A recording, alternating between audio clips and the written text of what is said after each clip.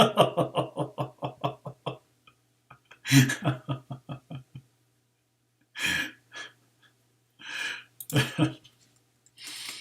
my.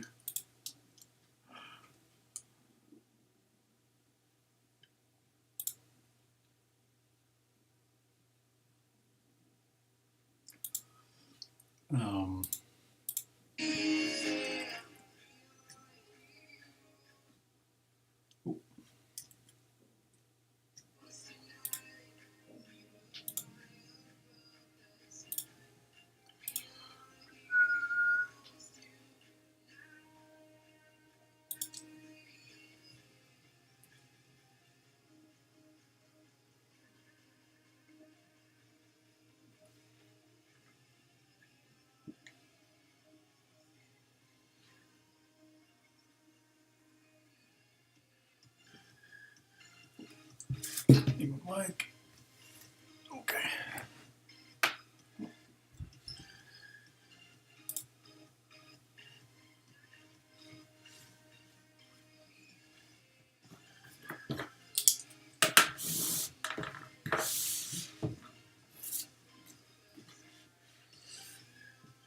10th, what?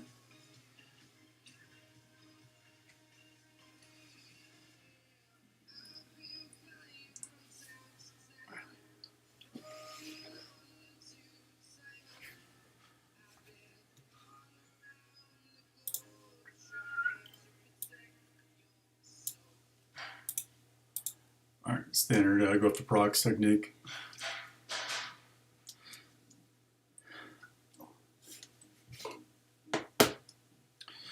Looks like I'm going to be flipping after him and going to take a beating here. So we'll see how this goes. And yeah, we got to use it. Hopefully I can use my Thanos special. Yeesh. Got lucky there, didn't hit Ebony, he might have got knocked out. Alright, and then here I'm going to try to strip the taunt or the defense up. Neither worked. Go after it again. Yeah, I got the defensive up that time, so this is good. I think my Ebony's going to fall here in a second to either the Thanos ult, probably. I think Thanos is going to ult. There goes my Ebony.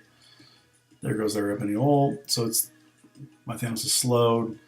So this is like as bad as possible. I hate it when you get into that rut of they just get all of their attacks before you can do any of yours. And that's really the only win condition where you lose is when they throw everything before you can do anything. When they're kind of like checkered or like Chinese fingered, you can win the fights really easily. But when they get to do everything and then you have to do everything afterwards, that's really the only time when these fights go bad. But and it seems like my Cole's been just stunned here for 2 days. All right, so that's a loss. I haven't lost one for about a week, so I'm not sure exactly what went wrong, other than my Thanos had to flip first rather than second, and then their Thanos was able to kill my Ebony, and yeah, so all bad.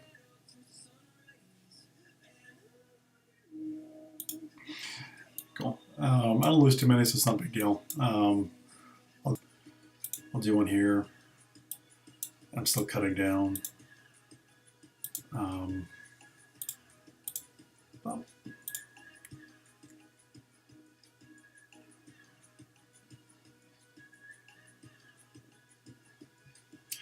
roughly 16 wins per day will get you max knockouts, which will net you max milestones. Not terrible if matchmaking gets better.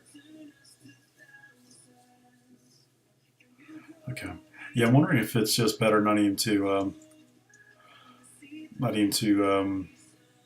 try the individual character shit. Sorry for cursing, but that's hot garbage. Um, so I'm thinking just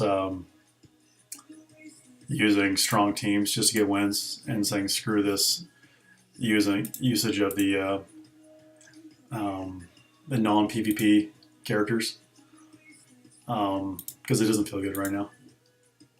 You're trying to use Captain America, Squirrel Girl, whoever else, and some people are getting Zemo, which is they get the best PvP, top three, top four PvP character, and they get them as their objective. Meanwhile, if you're trying to fight with something that's not PvP oriented as your objective, is and especially with another roster similar power, it's all bad. You're just spinning your wheels and wasting time, and you have to fight like 10 times just to get anything done.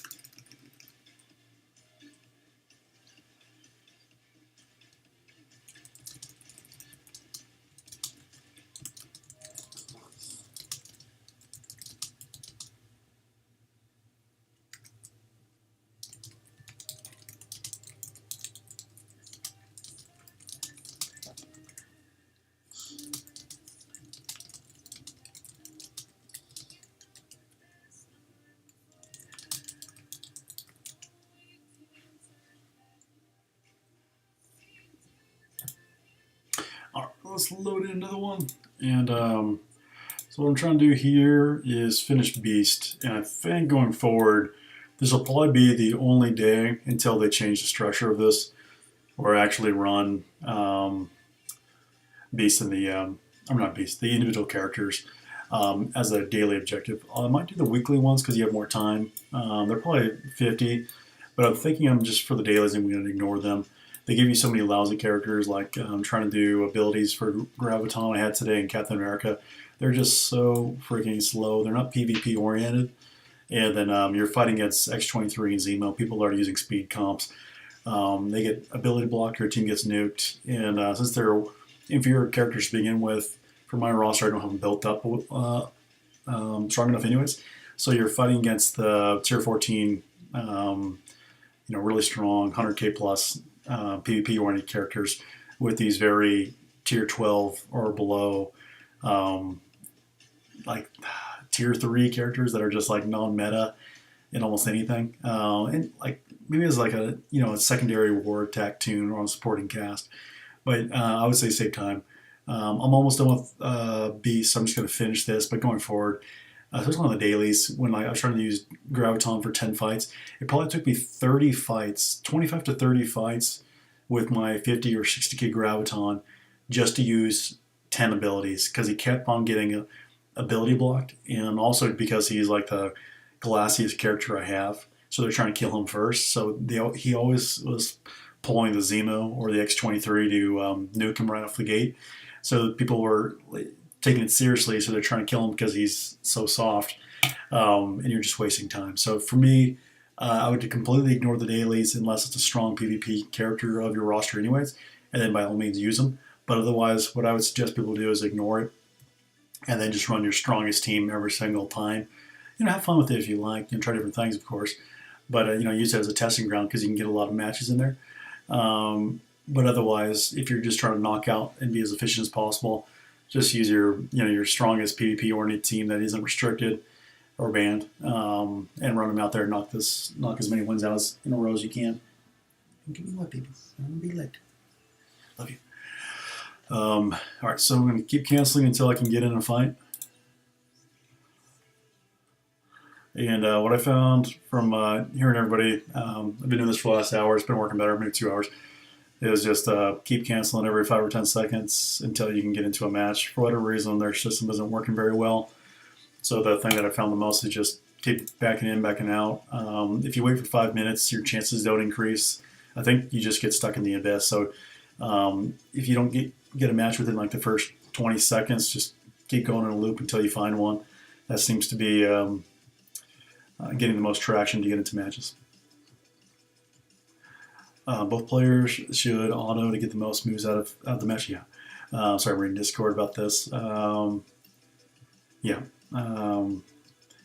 So I play these on auto. This isn't PvP mode to me. Maybe later if they add some kind of leagues and some kind of structure to this, maybe it'll become more PvP oriented. I know people are calling it PvP because it is technically player versus another player, but it's not PvP in the sense that there's no draft, there's no bans, there's no counter picking.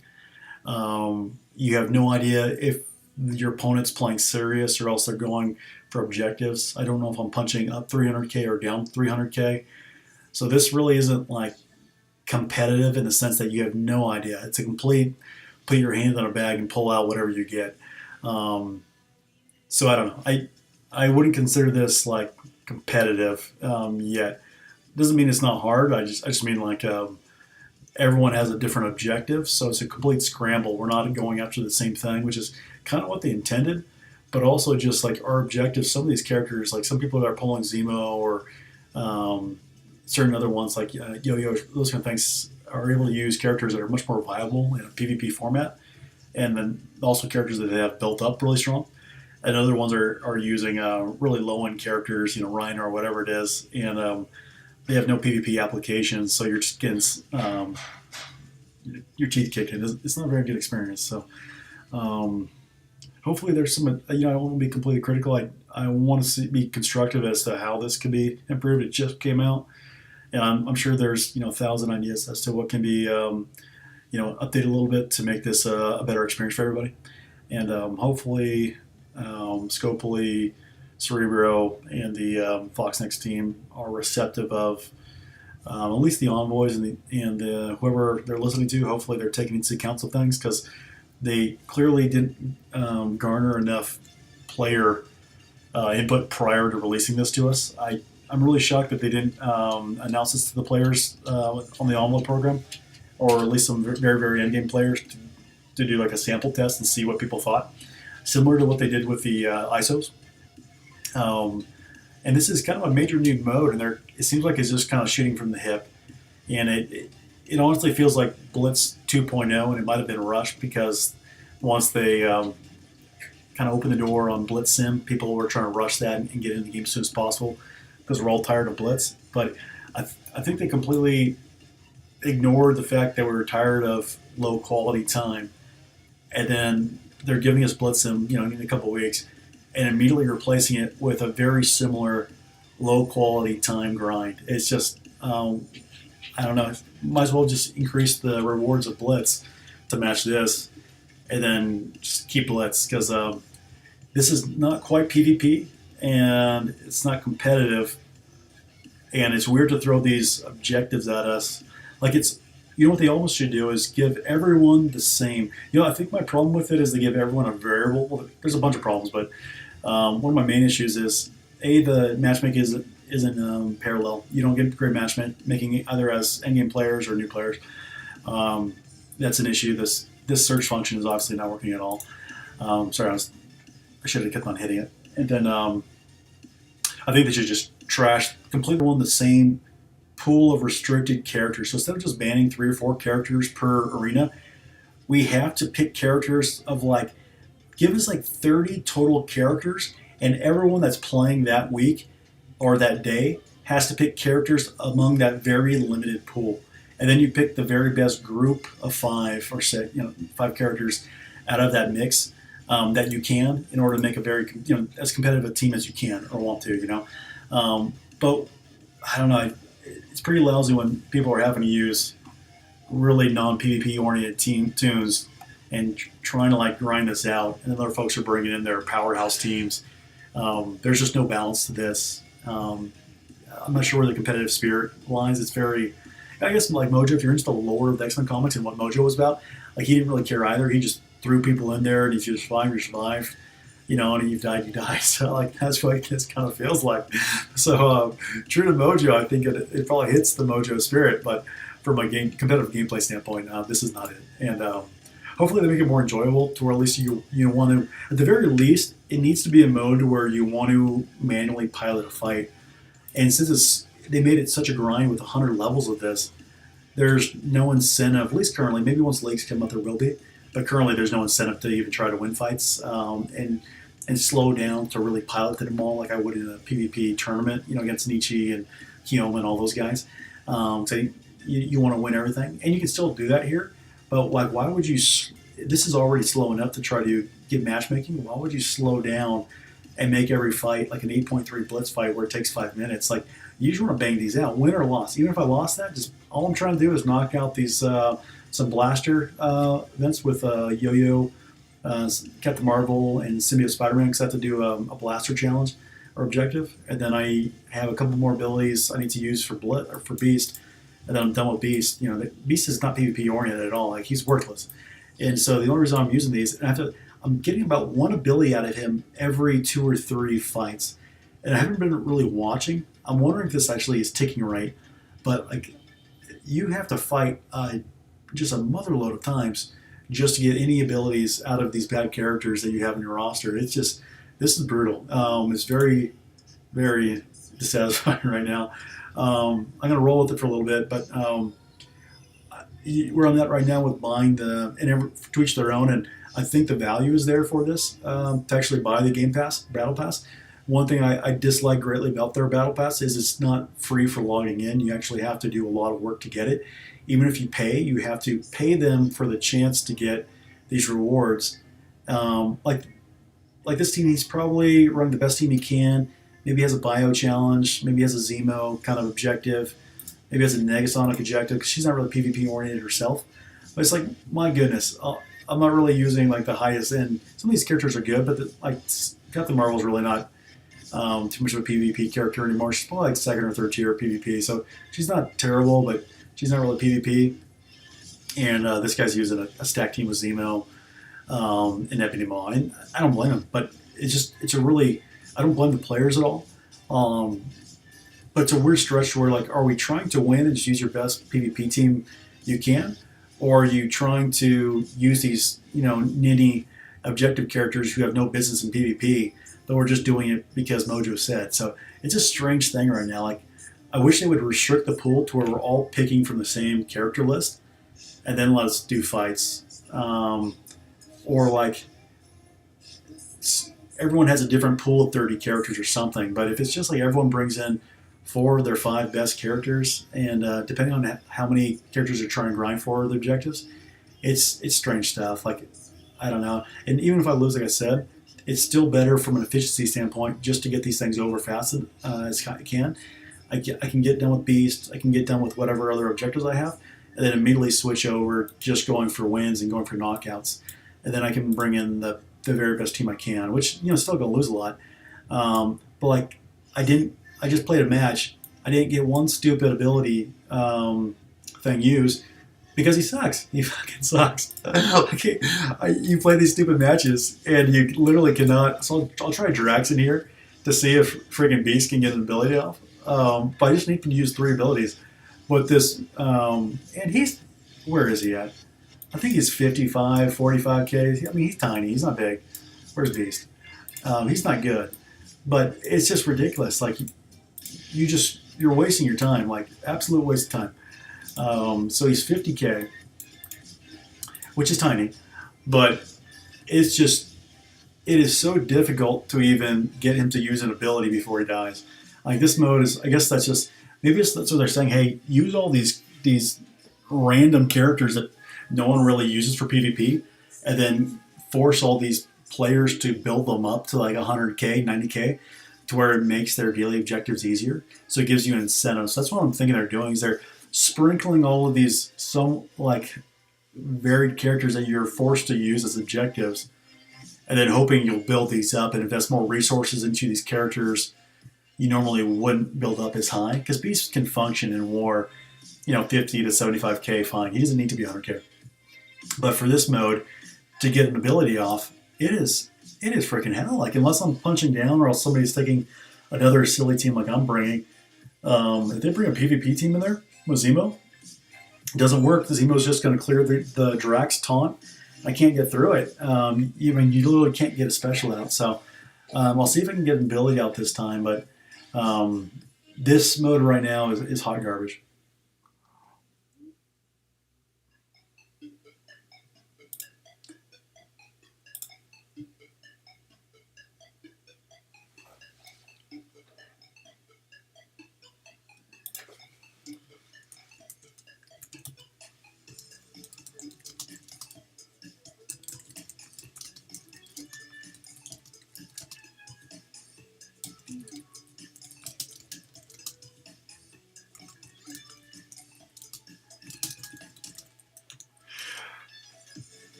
Oh my gosh, we have a guy in our alliance that's level 44 in this mode already. They're going hardcore towards it. Good for them. That's cool. Um, all right, so let's see if Beastie Boys didn't get an ability off. What's the guy got to do? So I fought two straight matches now. Can't get one ability with Beast. This is so much fun. I just can't tell you how much of an enjoyment this is.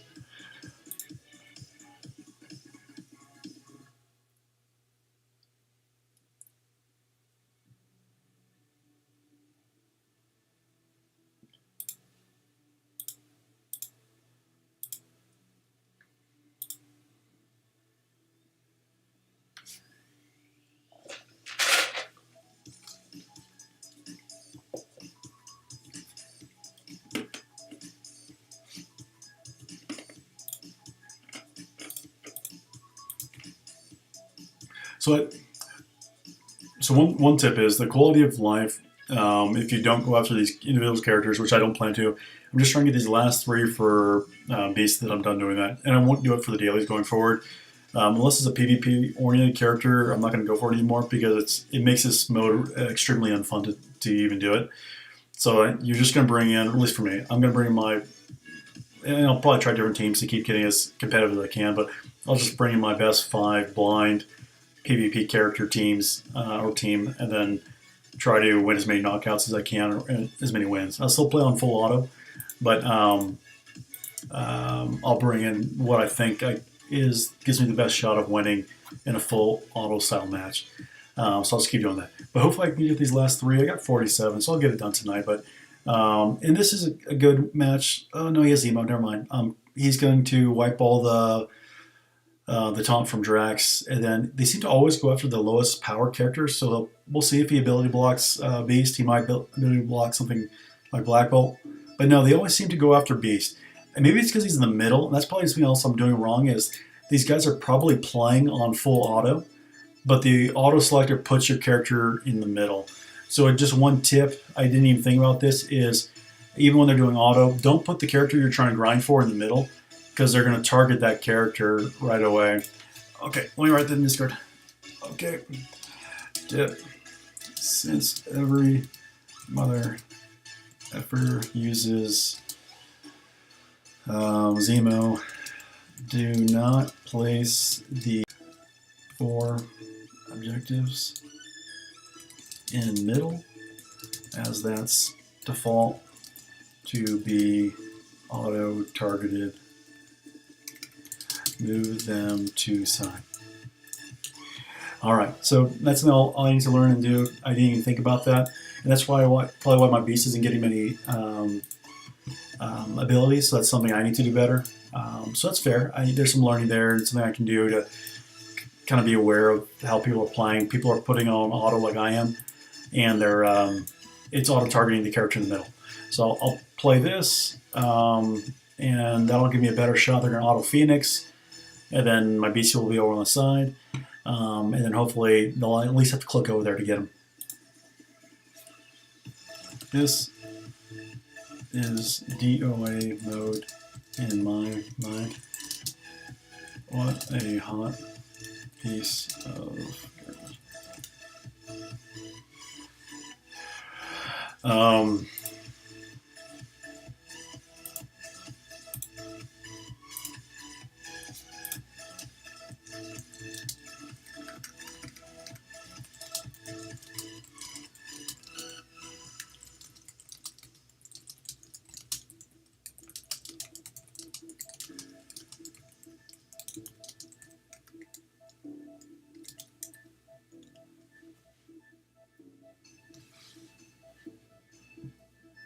Okay, future bought up to level 30. That makes more sense now. Why is that level 44? Okay, so he spent $40 for the pass, so he don't have to do the last 70. Oh, that's strange though. Um,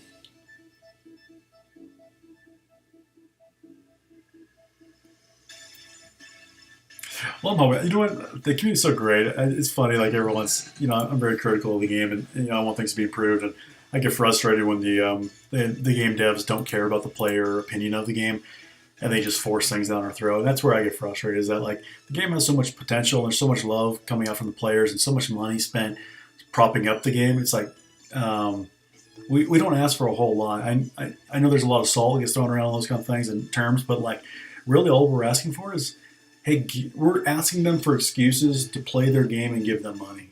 And when you look at it in those terms, it's like it might seem like needy or like demanding. It's really not. It's just saying, hey, could you give us an excuse to throw money at you? It's like if you asked a stripper that, they would say, okay. Of course, they're not a stripper, but like I don't get strip clothes, but just as an FYI, like it's like most people like you like that are in business. If you said, hey, I'm looking for a reason to give your company money, could you come up with some product that is semi enjoyable that I can specifically pay you? No one else but you. I want to pay you money.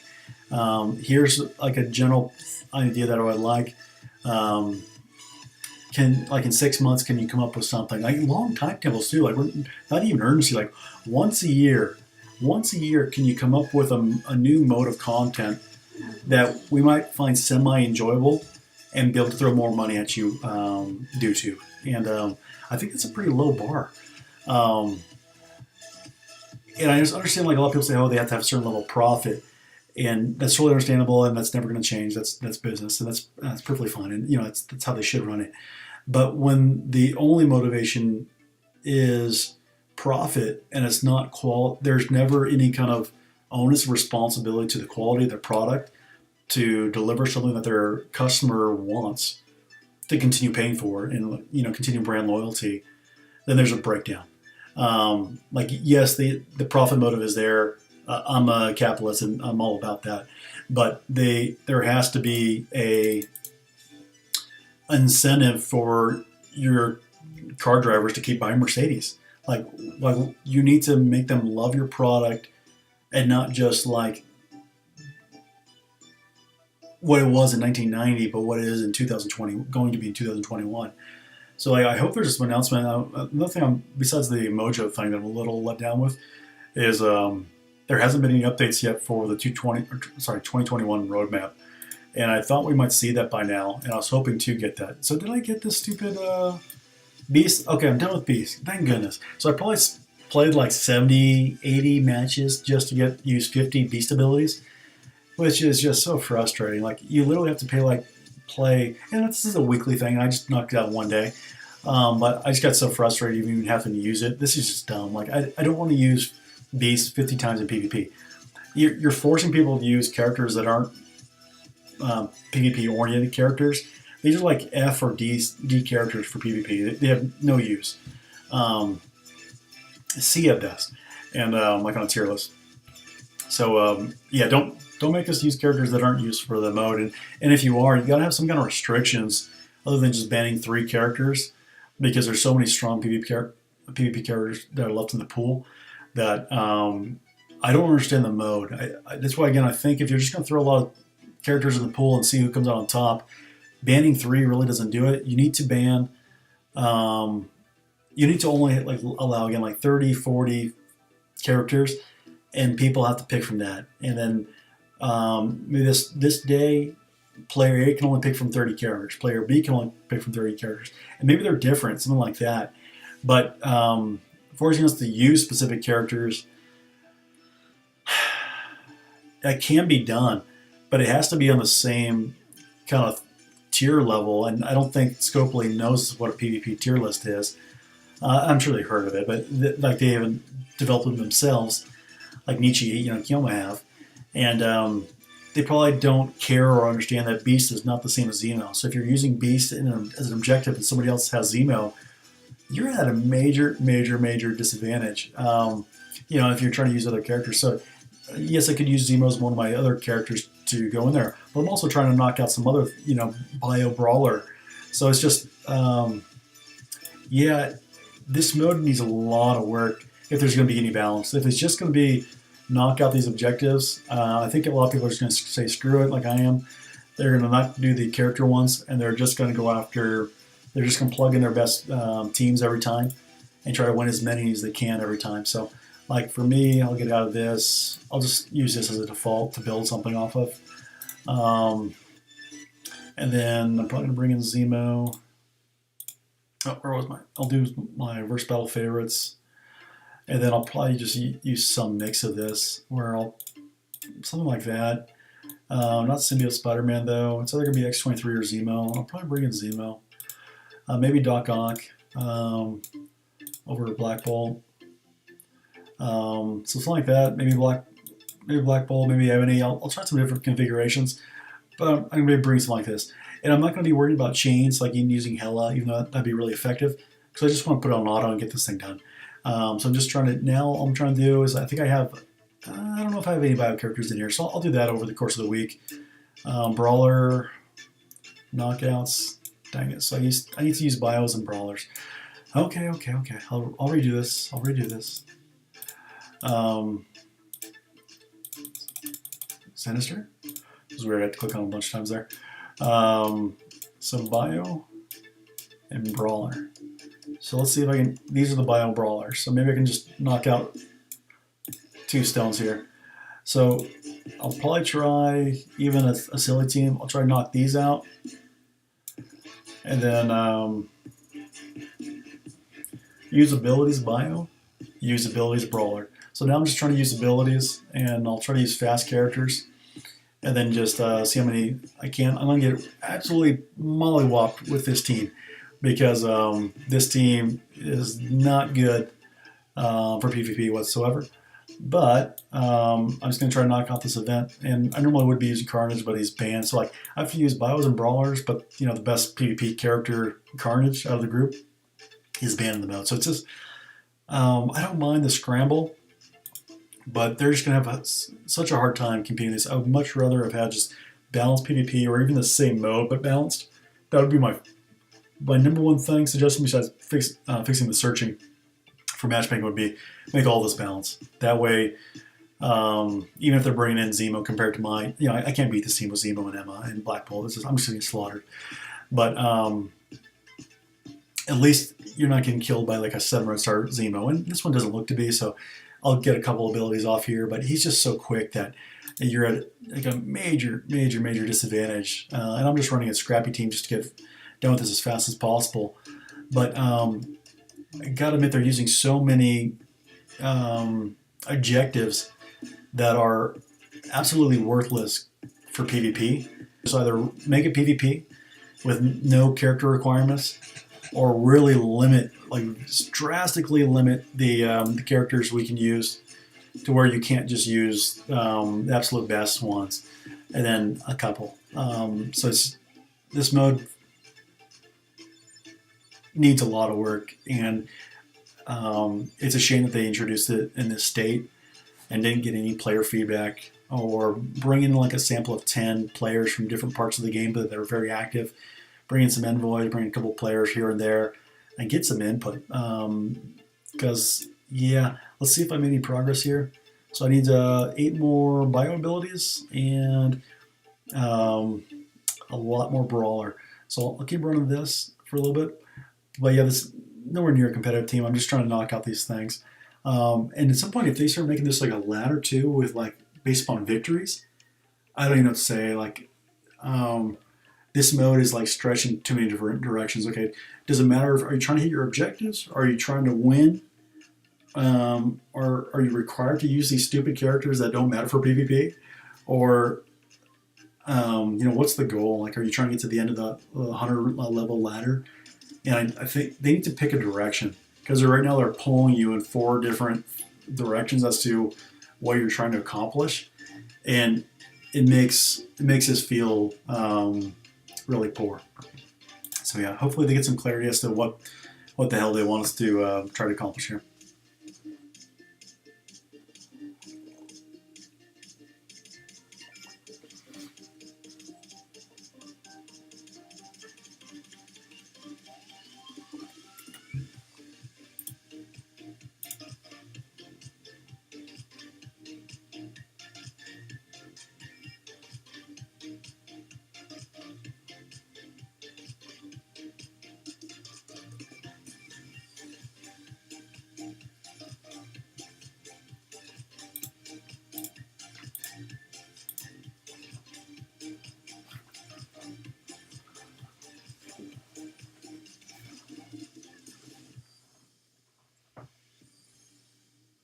You're such a sweetie.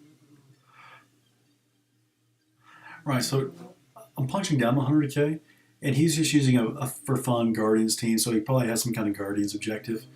But I'm using a really trashy myself, so at least it's a war or a decent fight where he'll be able to use some abilities, and he's not just going to get one shot by like my 550k full PvP team.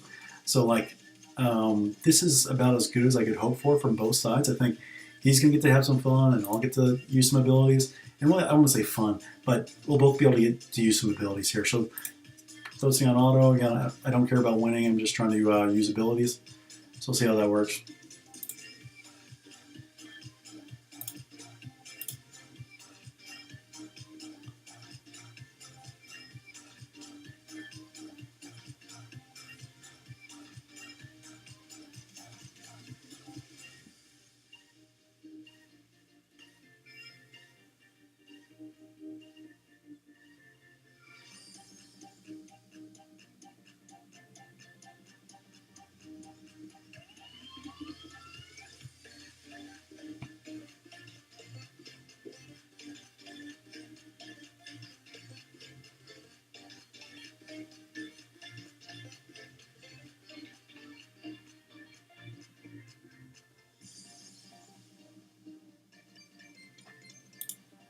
All right, so let's see if I got anything. Okay, so one more bio ability, and I'm done with the bio challenge for the weekly objective, and then I have some brawler ones, and I could probably just what I'll probably do is I can probably just use a couple brawlers, like, and I'll switch. I just need 225 and I'm already halfway. So these aren't overly difficult to hit from the weekly standpoint.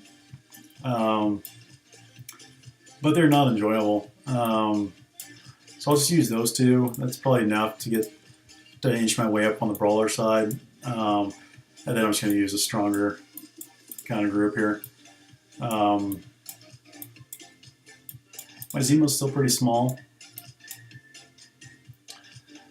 And I'm kind of torn between Emma and Sinister or Doc Ock, X23. Ebony doesn't really fit my team of what I'm trying to do here. I can do Black Bolt.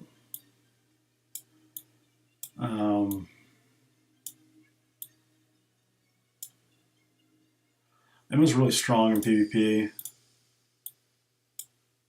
I'm just going to go for a burst, though, for speed, even though she's not huge. I'm just going to go for the nuke team to get in and get out.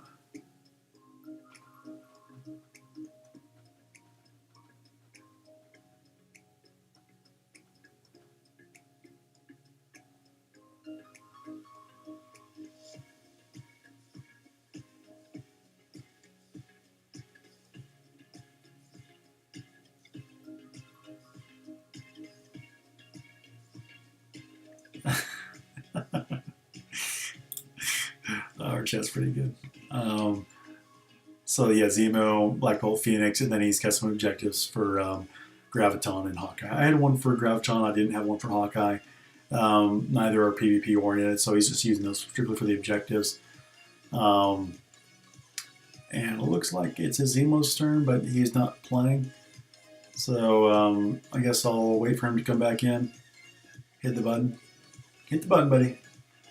It looks like his Zemo's like very similar power as mine is. I'm surprised he didn't go after my Zemo. It's a little strange. And I'll try to let him get an ability block on those two because I know he's probably trying to has an objective for Graviton in Hawkeye. And there's a lot of people are trying to kill off your low characters you're doing objectives for. I'm like, that's not nice.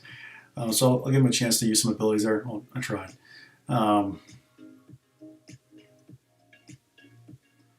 And now I need my Phoenix to go, but my Phoenix is taking a long time to take a turn. Cool. And I'll put defense down on her Phoenix or his Phoenix.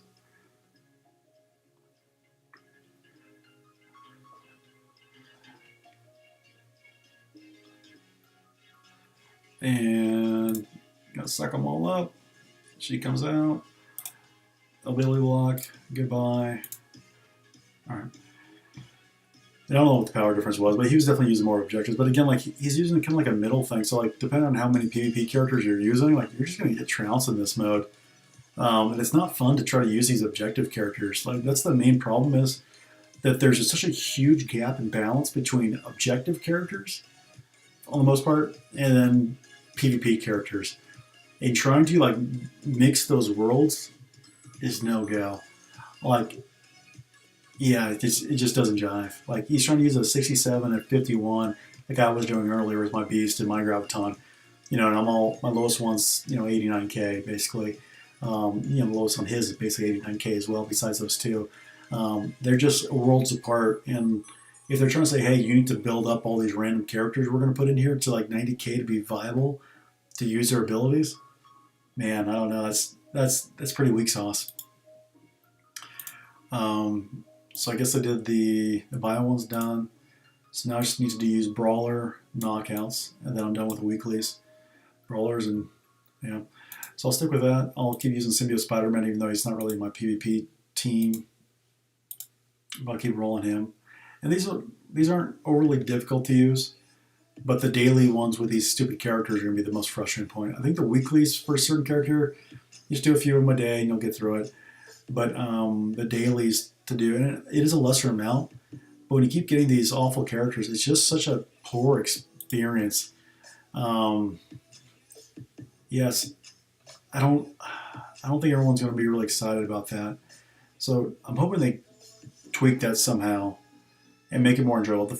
The mode itself needs to be fun, and they need to find ways to make it fun for everyone's playing. Like everyone wants to get excited about the game. We don't want to be bummed out. We don't want to have to talk bad about it.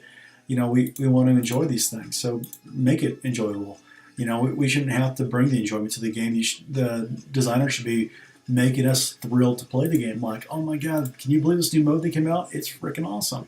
Did you see that, world boss or whatever? It's freaking rad. The animations are fantastic. I had no idea they were going to do that. They surprised us. Man, I'm really blown away. But that's not what they're giving us. And they're not even trying for anywhere near that bar. Trying to do a money grab, but give us something rad game mode content to go with it that earns the money. And it seems like they're just going with a very low investment approach towards the game of just they don't want to really advance it or put the time into advance it, so they're just reskinning the same game mode into different backdrops, and which I can understand. But every other game of this kind has some kind of game boss. DSA has been out a much shorter period of time. It already has, in their new raid system, they've already got like a boss fight. And we still don't have that. And I think this game's been out for 1.5 to 2 years longer. And we should have something like that. It doesn't mean it won't come out in the game. I'm relatively sure it's something like that will come out in this game in whatever form they decide to make it. But yeah, I'd hope that they come out with something that really gets us excited. And we want to continue playing, and give us a reason to continue playing at a high level and spending a lot of money on the game to support it. And we definitely want to. I think a lot of us want to support the game, want to enjoy it. We love the community, but you got to make it fun. There's got to be balance there as to matching what the player base is putting into the game too. It's like there's a high level that players are putting into the game to support it. You got to match that with the game's development, or else you're not really living up to your part. And so hopefully the devs are receptive as to what the community's feedback is going to be on this, and then make some adjustments to that. And it's kind of weird that people cancel out of fights. Maybe it's just because he was trying to use that one specific character, Scroll Girl, and he wasn't trying to use the rest. So maybe the rest he didn't have objectives for, but he had an objective for Scroll Girl. And I can understand that. And again, that feels bad. It's like he's trying to use that one character to get this stupid objective done, and you're just getting. It's hard to do that because you don't have equal. You build up certain characters at certain power levels for certain modes, and then he has something like he's got to use Psylocke. Apparently, it's like, man, he's trying to use this 53k character. Like I could just pick on this character and wipe him out like right away every fight. He probably has something for Vision too. Like that's not a PvP character. And that's just tough. And I won't pick on her. I'll let her do something. Um, but I got to take somebody out here, and actually I'm just going for knockout. So like I got to be a little selfish here at some point, 'cause, I don't want to be doing this forever. Um, but yeah, so like you're just going to try to win as many as you can just to get them over with, because you have to grind so many of these, that I'm probably just going to try to knock out all of these I can, like in a short period of time. That way I can take a rest on it, because you're still going to have to do these dailies. So definitely not going to get it all done in one night, but like you'll be doing your dailies throughout the week, and working on that. But yeah, this is going to be tough to balance. I'm trying to think about ways they can balance it while they have these objectives for us that are set for very specific characters to be used. And I don't have a great tip for that right now. So I'm trying to think of something that can be done to balance that out. Okay. There we go. Perfect. Cool. Yeah, it's not easy. Like there's challenges to that. And I think the best thing they can do is either, again, use a very specific group of characters, or else completely open it up and not restrict us at all. And that way people can bring in their best. And then really at that point, it's your PvP skill. Or else, you know what would also be cool? Is that every time you use like a team, okay, I'll use it just you can only use them a certain amount of times per day. Like you can only use to make you use your whole roster. So like instead of these specific characters requirements, just make it so that and I'm just going to hit auto on this fight to rush through it, but make it so that we can only use characters like I don't know, 3 times per day. So you can only use Zemo in PvP, or I'm sorry, not in PvP, in this new arena mode, Mojo's Arena, one or 3 times a day. Like that would be so much fun. And then that way, you're not going to just face, well, you're going to be facing a lot of people, but you're not going to, like, I'm not going to be able to use Zemo and Phoenix every single fight that I'm in. I'm going to have to use other parts of my roster, and so are other people. And that way, when you're going through it, people are having to use more of the roster, and you're going to face a variety of competitive teams, because they're not going to have all the characters as strong, and then just naturally, not all their characters are going to be as PvP viable. So you'll get like more of a mixture of matches. But right now, it's like this weird thing where like you're trying to hide 1 or 2 really awful PvP characters and underdeveloped toons, just because you have this weird objective to include them in on a team. So it's like, I don't know. Or else you're just going like you saw me do earlier, where I just bring in this full like 60k brawlers team, and it just gets pummeled. It has no business in PvP. So I feel like this game really right now, more than anything, once they fix the game search mode, I think they will, is it needs to find its identity. And I don't think Scopely or Foxnest did a good job making it find its identity. So from a constructive standpoint, they need to identify what is this mode's identity, and how do we get it to that point? What quick and changes that can we make? They're pretty simple to implement to frame the identity of what this mode is. That makes it a more constructive and positive player experience to do daily and grind. Because the community is perfectly fine grinding. As much as we bitch and moan about it, we've grinded for years. But make it a little fun. Like even this photo right here, like I know they had to create this, right? They had to create this little background with the lights like a stadium.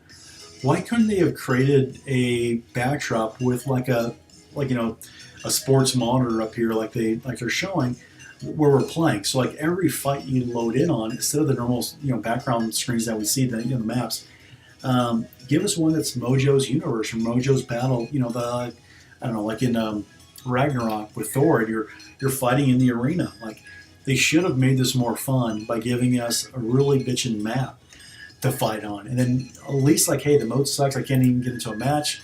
There's so many things I dislike, but give us something positive to hold on to and show progress. And so, like the game actually has promise. Hey, it may not be functioning right. It's not perfect. It's a long way to go. Okay, we've come to be accustomed to that with Fox Instant Scopely is that it's very slow progress on any mode development, game development, but show us that they are on the right track. And it might only be in its infancy, but they're going to go that direction. But there's nothing wrong with this map. This is a cool map and cool background with the plane and all that stuff. But it would have been really neat if you launched this new mode and you introduced it with we're in Mojo's battleground. That's not even a hard thing to creatively think about. Like, they're coming out with a new mode. How can we make it fun, unique, and different and entertaining for the players? Oh, hey, we can give them this completely different Gladiator arena, with a scoreboard and Mojo, ranting, raving, about you're dying, you're losing, you're winning, and pumping up the crowd and all that stuff, like in the background, like Mojo should be like a little character in the background, floating around saying, "You're winning, you're winning, you're losing, you're losing. I'm gonna hang you," or what? I forget. I don't know the Mojo stuff from the X-Men. I forget like if he actually drags him to the pits of hell or what he what he does, but like there should have been, this is obviously not fair to Levster, sorry man. But yeah, they should have done some simple cosmetic things just to frame it better. Like, hey, we need to work on the matchmaking search feature. It's not, and this is actually getting better tonight, actually. So I'll give them credit, like the last 20 minutes or so, popping into matches. So kudos. And this guy's trying to bring in a 3K. Oh yeah, I can't even believe he survived that, considering he's 3K. That's kind of strange. I don't understand how he did. But yeah, I think they could have done some cosmetic things rather than fighting on this rock world. Make us fight in the arena. Like every fight, do like one main arena, but like a few different camera angles, around it, like kind of a 360 view, but you're setting in one different camera view per game, and that way they didn't have to complete completely different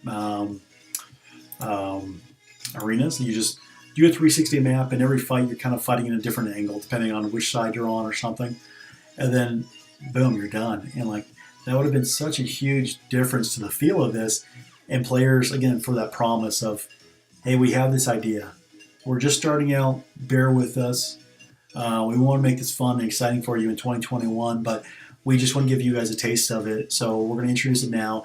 Here are these free rewards that go along with it for the battle pass thing, and optional if you want to do the premium pass, you can pay for that too, but we just want to get you guys some new modes of content. And here you go. Let us know what you think, and we'll take in your guys' input, and we'll start, making improvements with, some of your guys', the best improvement comes from the community mind, and also our own, and we'll have to make some sacrifices where we see fit. All of that's perfectly fine. I think that's great, and they might be doing this in Reddit. And Cerebro seems like a very intelligent guy. I'm sure he's going to push for that kind of stuff. But it'd be nice if, like, again, from a communication standpoint, if they had a little bit of vision, but with some like player intent in mind, and not like just like what we want and how we want it, when we want it, but I mean like just giving us something that's probably going to make a kid smile. I think like forget the adult, like the 39-year-old, guy that likes Marvel and plays a game online, but think about like the 10 to 12-year-old kid that plays Marvel Strike Force, or a 13-year-old kid, girl or boy, whatever, like how can you make them have fun? And I think they probably are having fun with some of this stuff. But this is very similar to Blitz, let's be honest. Like, this isn't PvP necessarily, this is Blitz. Just with some interaction. But, like, how can you make this fun? You could do X, Y, or Z. My dog's moving around a lot. Okay, Sylvie, can you go down? Okay, good job. And, so I think some constructive things, and hopefully the community is more constructive than I am. I'm trying to be balanced here, because at one part, it's this isn't right. This needs to be better. But you don't want to just pile on. But then again, and the reason why I think it's good to have balance is, A, you don't want to bring a lot of negativity in your life, and you don't want to be negative about things, and you don't want the game to really affect your mood. But also, like, I do spend a lot of time in the game, playing the game, and all those kind of things. And not necessarily that I want my voice to be heard, like, that's part of why I'm on here. But really, what you do is you want the game to move in a certain direction, and you want to improve over time and be a better version of itself. And you want the game to advance and maybe learn from some of its mistakes in the past, and just hopefully keep becoming evolving. And I think what we're doing and what I've seen from a trajectory standpoint is the game has, I don't want to say devolved at all, that's not the right word, but it is definitely repeating some of the same development mistakes and kind of negligence that it has had or that it has done in the past. And that's the frustrating point, I think, is that you want to see the game move beyond that, take some of the player feedback into account, and improve when it releases these new major forms of content. And that way, it feels like it's delivering better on that promise that the players deserve. Not just endgame players, not just the Krakens and the Whales, the Dolphins like I am, but all the players, like all the players that want a great game to continue to play for years to come. I I think it is safe to say that they're taking the player base for granted to a certain regard by not attempting to do better on the promise of, and not a promise they made, but just a promise of a game itself with a player base as large as Marvel Strike Force has, is that the game's going to continue to develop and advance, and it's moving very slowly. So hopefully this improves, but I'd like to see a roadmap for 2021. That's one thing I'd like to see a lot, as to what where the game's going, kind of what it has in mind. And again, they don't always see a thing, but as players, it'd be nice to see. I think I would appreciate, a lot of players would appreciate hearing what they have in store for 2021, other than just new characters. New characters are great. We all love new characters. They're a lot of fun. I just paid $50 for some character they released today who I've never heard of. But it would be nice if they would talk about the major forms of content that they're going to introduce to make the game even better in 2021 going forward. And I think that would be awesome. I'm really looking forward to that when they get around to it. And maybe they don't have a lot in mind, so then maybe that's why we haven't heard a whole lot. But let me just put this on auto. But Billy Block, come on! Dodge. Let's dodge some more. But yeah, so I think those are some of the things that I'm looking forward to. And baby, you just hopped in. Were you thirsty? Come on up, baby girl. Hey, what you get? You're cute. Oh, what's the ears? Come on. Ooh, little one. Little one. Oh, you're such a cutie. Ear licks. So the oh, you're cute.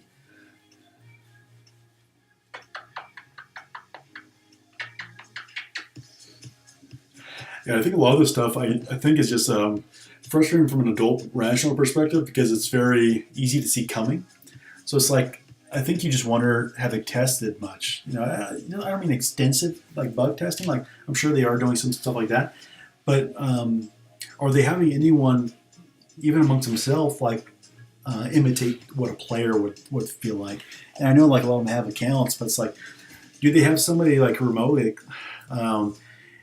I'm sure they have like family members like that, and some family members play the game. It's like, it'd be nice if they even just ask their cousin, like nephew, hey, can you play this new mode? I'm going to give you access, and can you just let me know your thoughts with no expectations? Hey, just test it and let me know like some of the first 3 or 4 things that come to mind after you've played like 5 matches, and don't hold anything back. Just good, bad, and the ugly. Tell us what that is, and you wonder if they're doing anything like that. If they don't want to hear directly from the players, because they don't want to get too much feedback or give us too much power over what they're doing. I can understand that, but you have family. I mean, you have coworkers, and maybe the coworkers are too.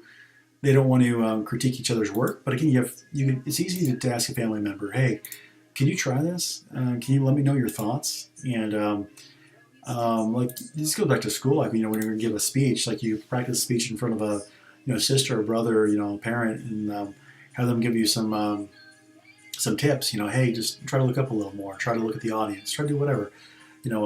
Like I always do, I talk too fast and I run over my words a little bit. But they could give some constructive feedback without actually having to ask the Krakens and talk to them about their feedback and risk another revolt or whatever it is. So there's different ways of doing that. So hopefully at some point they talked to some people that his opinions. I remember there was it was on the tattoo TV show. It's not AMC. I forgot what TV show it's broadcast on. I buy the shows every time they come out with a season of it. Um, it's not Tattoo Artist, but there's basically a tattoo like season show where they compete for prizes and try to put out the best tattoo art they can. Dave Navarro and a couple other tattoo artists are there, and one of the judges had a comment around and said like, "Hey, you just surround yourself with people that you trust and you like being around, and take their opinion to heart, and you'll become a really good tattoo artist." You might not respect or care about my opinion or somebody else's opinion if you're a Scopely, but surround yourself with people that you do trust and you do care about their opinion that you will listen to and you respect, and ask them for their input, and then you're open to what they're telling you, and as long as they're giving you honest feedback, they might not know everything, might not be an expert, but they can give you some general player feedback because that's how we're looking at it. It's just very generally like, hey, this feels good, this feels bad. I mean, that's not very specific, but that's just an overall feel that a player would have just generally picking up for the first time. And so hopefully some of that happens, and it not only in Mojo's Mayhem and this, but hopefully in future modes of the game as well. And I think that'd be a really good thing for them to do. Night King is just like Mr. X-Force. He just gobbles up. Anytime anyone invests in X-Force, he's always pom-pom.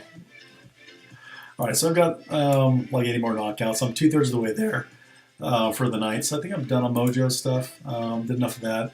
I'm just past my payout, and I forgot to make my last attack. Whew, got knocked all the way down. I can't remember if I'm done with attacks. Might have. No, so I'm done. So that's fine. I can chord move up, but it's no big deal. I forgot to make my attacks, but let's go on my soliloquy over Mojo.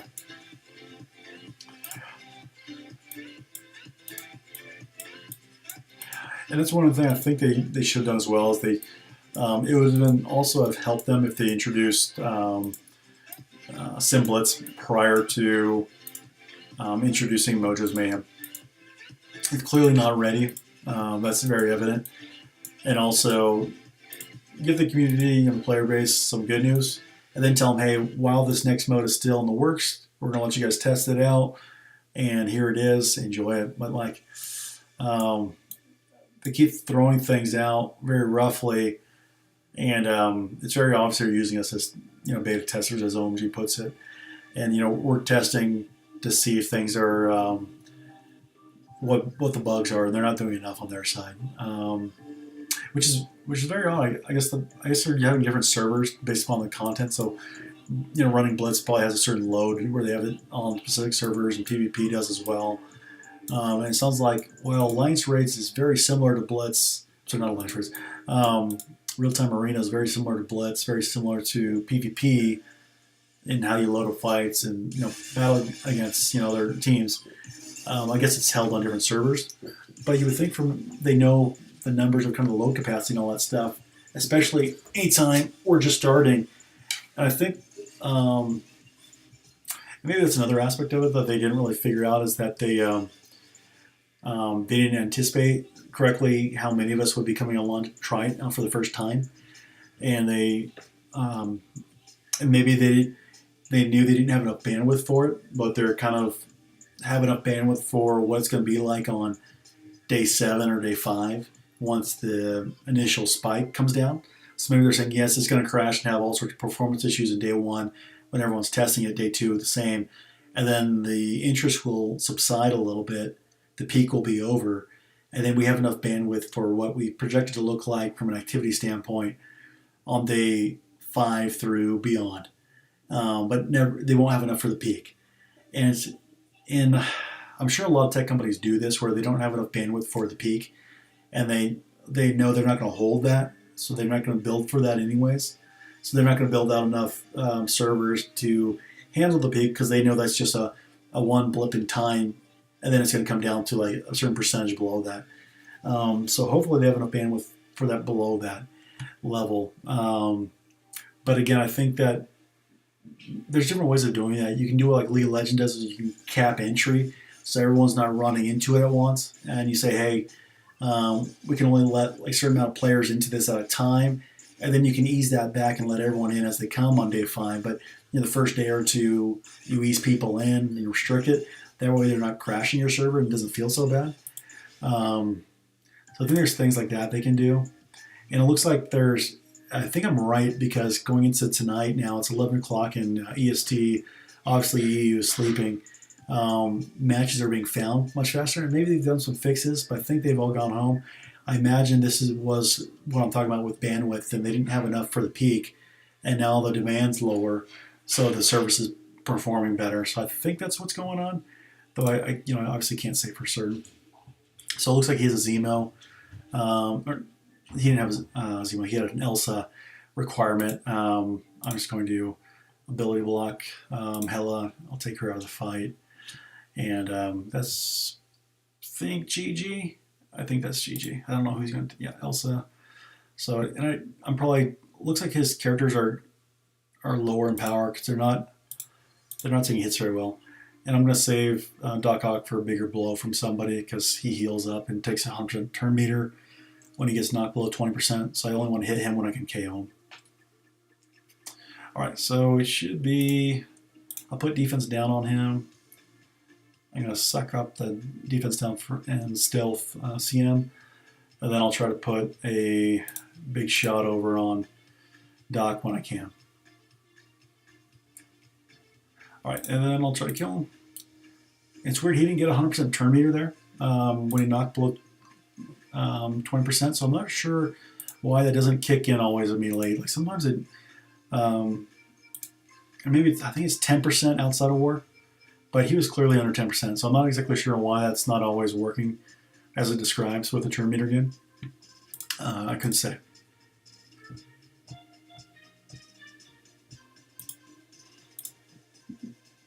Cock was too low. That's part of the problem here. So let me take a look.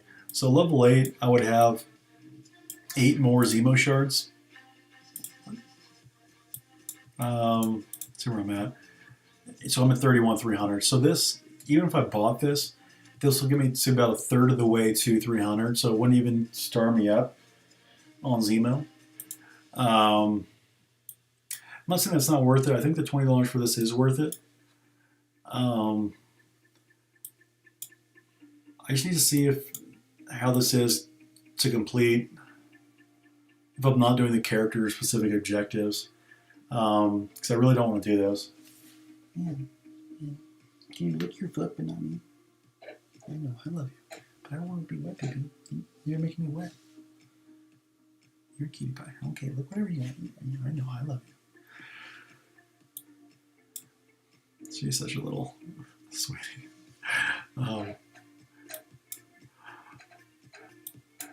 So yeah.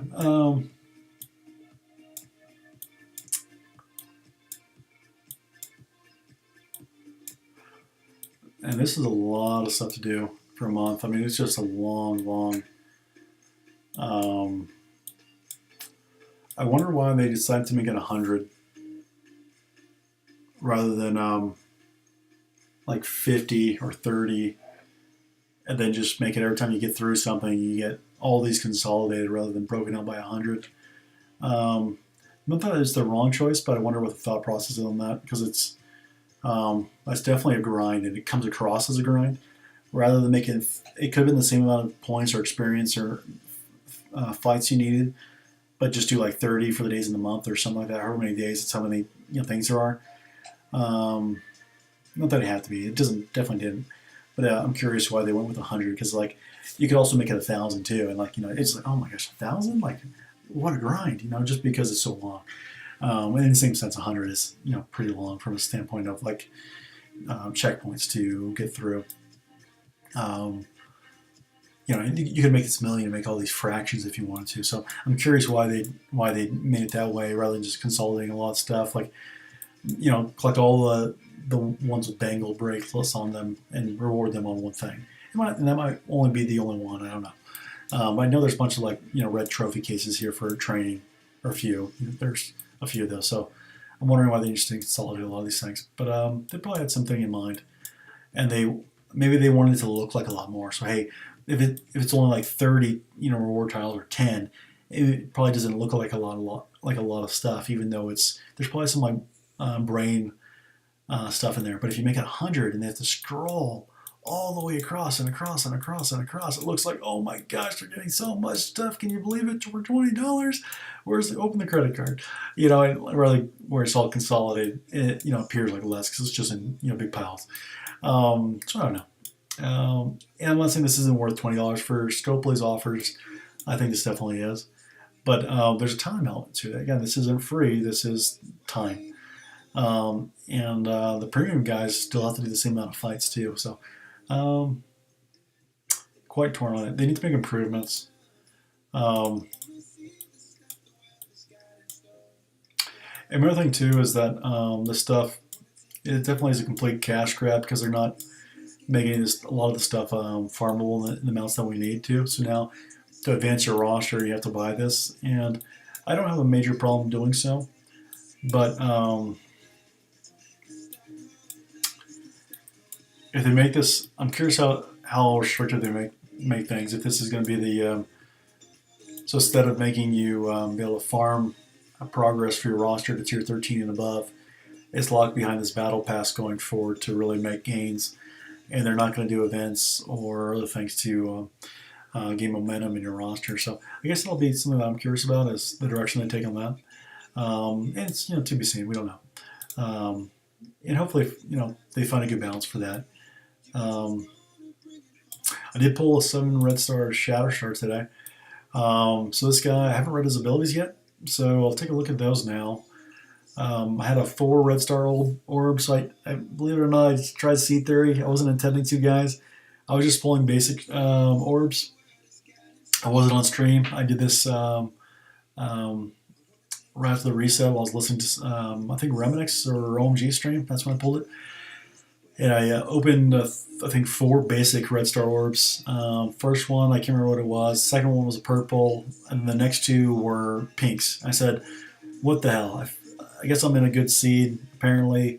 Good enough for basics. Let me try to open up an elite orb. So I pulled an elite 4-star orb, and then pulled my second ever 7 red star, and it happened to be Shatterstar. Yeah, I had to double check the name, I'll be honest. I thought I could have got that wrong. So I don't know anything about this person's lore. I do like their swords. He has kind of a Star Wars looking outfit to some degree with the black and white. And I think kind of like the hard plastic look to it. It's not exactly there, but like, especially I would say knee down, it kind of has a Star Wars kind of vibe to me. It's definitely a different look. It's not an exact thing if you compare it to side to side, but I just mean more like the texture and the white on black with that hard plastic. It kind of looks similar to like a Stormtrooper here from the knees down, somewhat. So he doesn't look like a Stormtrooper by any means. He's his own character, but yeah, it's kind of cool looking. Definitely kind of a space pirate kind of vibe, but I like these swords, how it has that twin. So there's actually 2 swords. Kind of see it down here. And same thing with this one. You can see it in one of the angles where, there you go.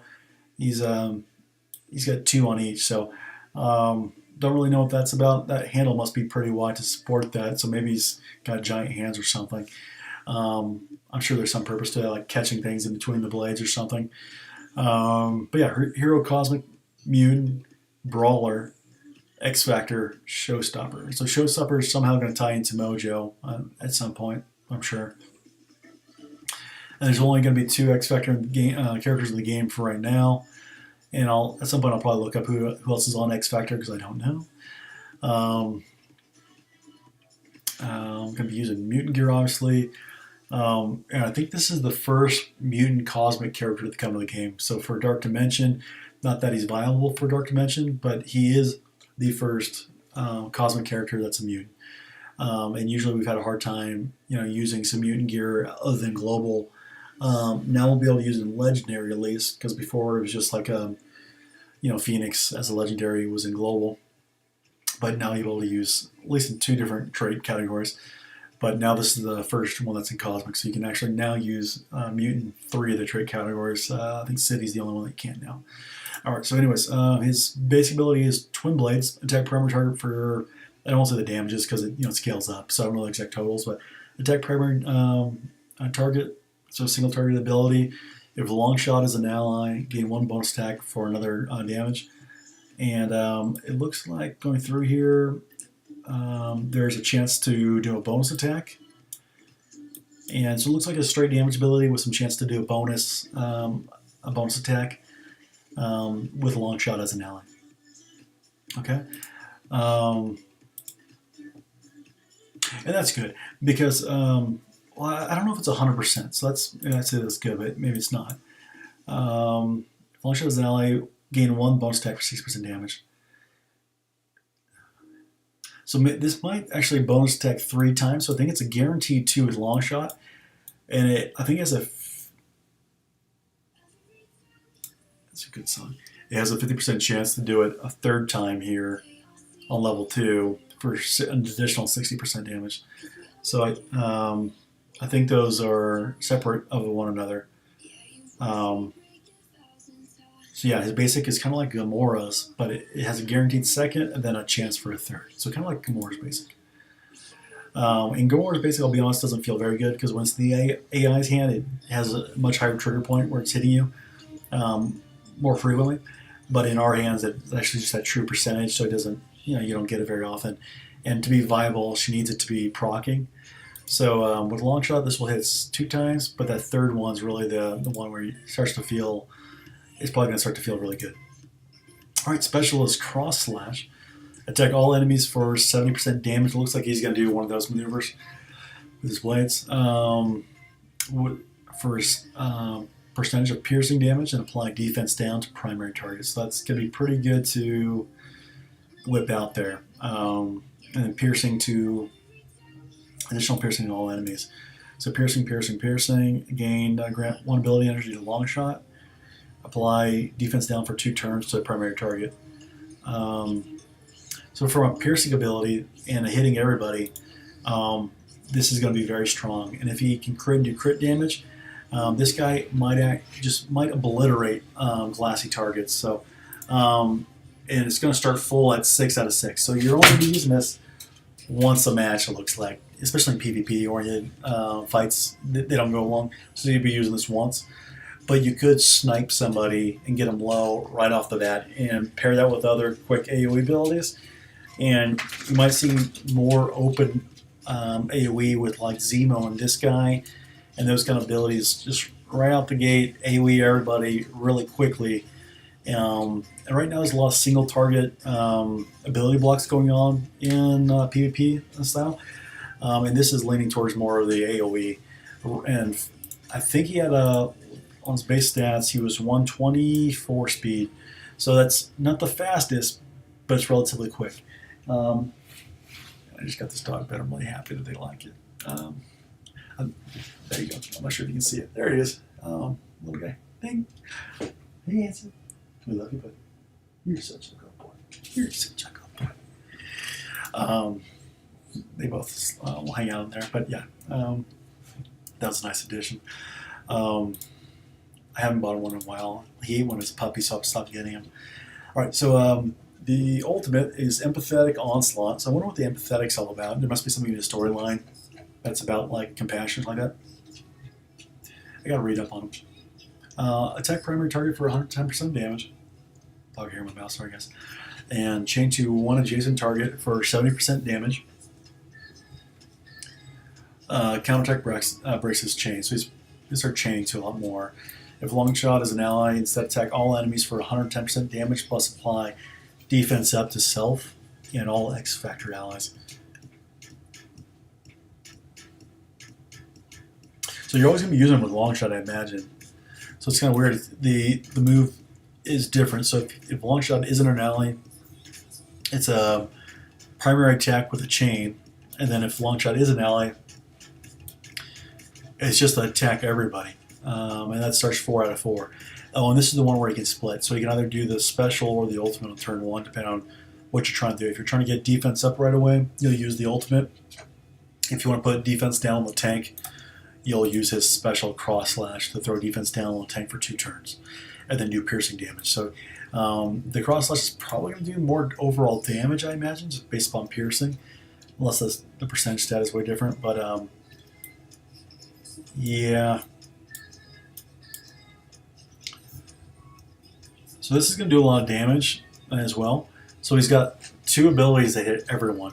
So if you're going to start stacking AoE abilities, he's going to get pretty strong, potentially. So it'll be interesting to see how this guy he does. I don't know, good or bad. From Red Star, we only have 2 of the X-Force characters come to the game so far. And we don't know anything about the kits for the rest. I'm going to look up X-Force. Not X-Force. What is this? X-Factor. Thank you. X-Factor. If I can type. X-Factor characters. So X-Factor, gosh, there's a lot. There's a ton of X-Factor characters. Holy moly. I don't know my X-Factor. So there's a long list here. And maybe some were in the same storyline, so I don't know. But Cyclops apparently is the first one. It says Havoc. I imagine Havoc being a very likely one to come to the game. Polaris, who I've heard the name but don't know anything about. Jamie, M-I-D-R, Jamie Madrox. Not familiar. Rainey or Ronnie Sinclair, never heard of. Strong Guy, kind of a boring name, but okay. A lot of comics just have this kind of names. Richter, Valerie Cooper, Cameron Hodge, Layla Miller. Like a lot of these characters, especially the female ones, just have names. They're not actually like comic names. So I'm definitely not catching these ones. Siren, I guess she just screams. That's kind of boring. Artie Maddox. X-Factor has a lot of folks with just names. Skids. Longshot, of course. Shatterstar, who we see now. Some female named M. Dakin or Dawkin. He looks kind of cool. Looks like he has Wolverine or X-23. It looks like 2. So X-23 type talents or like claws. Leech. I think I remember Leech from one of the comics. I can't remember where. Forge looks very much similar to Cable. Wild Child, Shard, Blob. Blob's X-Factor, huh? Some guy named Random, Ness, Nostrith, Pip the Troll, Robert Kelly, Darwin, Julio Richter, Trish Tilby, Fatale, Gabriel Holler, Harrison Snow. I think Harrison Snow sounds familiar, maybe not. Patricia Tilby and Jacinta. I'll be honest, I think I've heard like 4 or 5 of those. The other 30, not so much. So I guess we'll have to wait. My guess would be Havoc. I think Havoc. And I honestly don't know. I haven't heard any of those characters really, so I don't want to let a guess. Let me go back to the game. All right, then his passive on sell for ally crit. Bury yourself and X-Factor allies for 10% of this character's max health. So he's in the game now, so what I'm going to do is go to nsf.gg here in a second and look up his stats to see where they kind of measure up. So on sell for ally crit, bury yourself and X-Factor allies for 10%. This character's max health. So you do all like heavy crit, like you're doing offensive damage, when it crits, and then you get a defensive benefit. So it's like rewarding them from investing in Raider. And I think Red Guardian prevents crit too. So it's interesting that they're coming out with him and then immediately introducing a character that can kind of counter him with the Red Guardian's passive. So like before he even landed in the game, they already released Red Guardian, who has a passive that reduces crit by enemies for 25%. So, and that would counter this team. So it's very interesting that they did that. Like, hey, here's this fun new extra crit team, and here's this character that does anti-crit. It's like, I haven't heard anyone talking about that. I don't know if they're introducing Red Guardian to counter this team, but it's very interesting. You're getting the very opposite effects: extra crit, reduction in crit. So yeah. Anyways, um,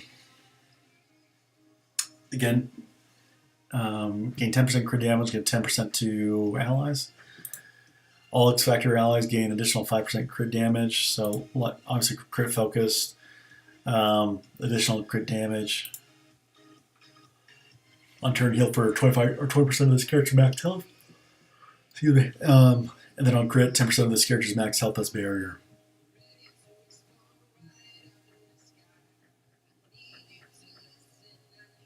So I'm curious what his stats are like, if he's like light or not, because he's given barrier and health to his teammates based upon his health pool. So how big is his health pool?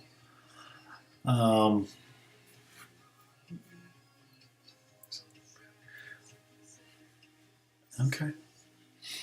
So yeah, let's hop into msf.gg. msf.gg. Love this. Yeah. All right, and I'll show my screen here. Hopefully you guys can see it all right. Shatterstar.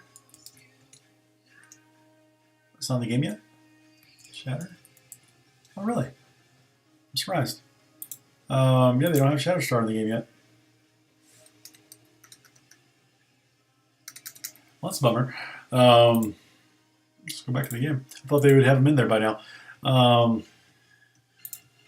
Maybe no one's reported it. I thought usually a lot of times they have the stuff in the game prior, or sorry, in msf.gg prior to their arrival.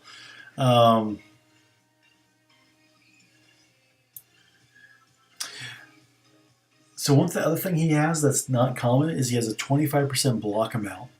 FY. Oh no, sorry. 25% block amount, but 0% block chance. So never mind. I thought that was blocked. I was reading that as block chance. I'm going backwards. So that's pretty standard. Never mind. 124 speed, a base crit chance of 10%. That's before all his passives and stats. That's just his base. He gets before you level him up. 130% crit damage, which I think is standard. And I can't really talk about anything else until we see his stats. The rest of the stats scale, so hard to say. So yeah, I'm curious what direction they go. We've obviously seen long shot, but I'm wondering what the purse of this team is and how they're really going to play out. If it's going to be like a speed-based crit damage team, if they're all offensive oriented, usually it's going to be a speed team that they have to get out their damage before the other team has a chance to go. Or maybe they have some kind of like new mechanic where they're invulnerable in turn one, and then they take a beating, but it doesn't hit, and then they unload. And they're not the fastest team, but they have invulnerability for faster teams to attack them. And I have no idea. There could be something like that going on. So just because I want to see this guy in action at some point, I don't have 56k in my name, so that's not much. Let's see if I have any gold orbs. I think I opened them all. Started leveling my characters up.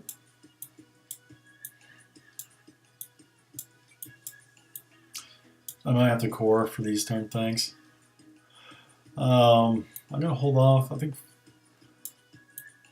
500 for one is a bit much, especially when I think I averaged like 6 or 7. I pulled 2 offers, only got like 113 charge for him, so it's like just god awful. All right, so got a little bit there. I'm gonna hold on to that for tomorrow's kind of stuff.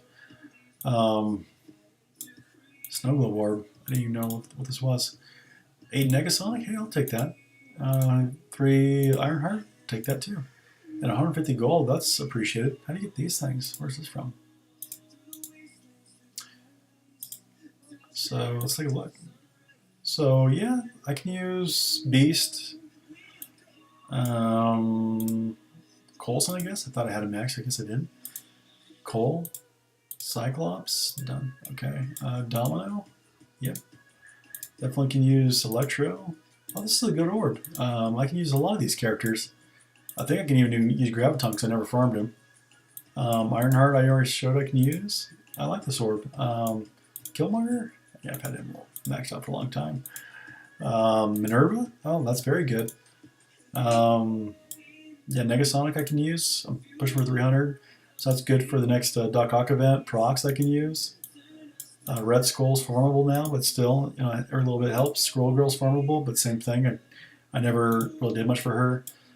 Swarm, X23, Symbiote Spider-Man. Oh my goodness, this is a fantastic orb.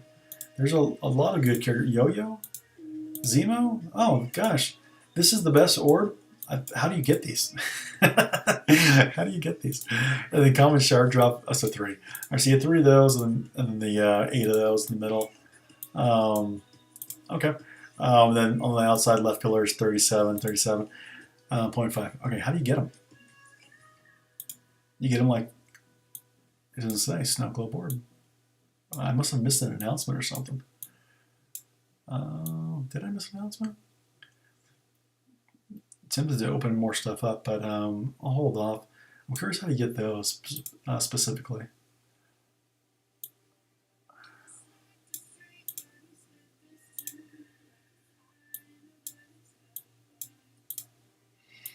Red, blue, purple, orange. Orange elites, and then I opened the Greek ones already. And I might have to start opening my purples because I'm running low on gear of certain types. Everything else I'm doing okay on.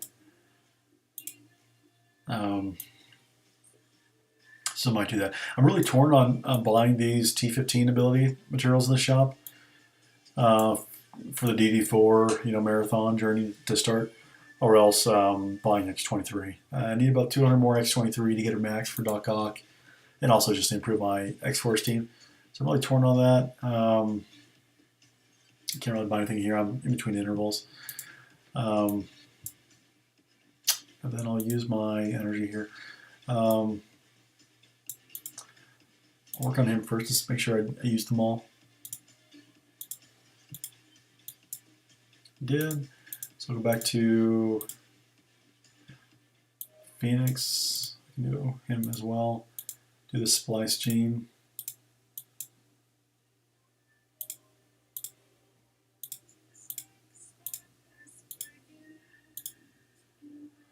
All right.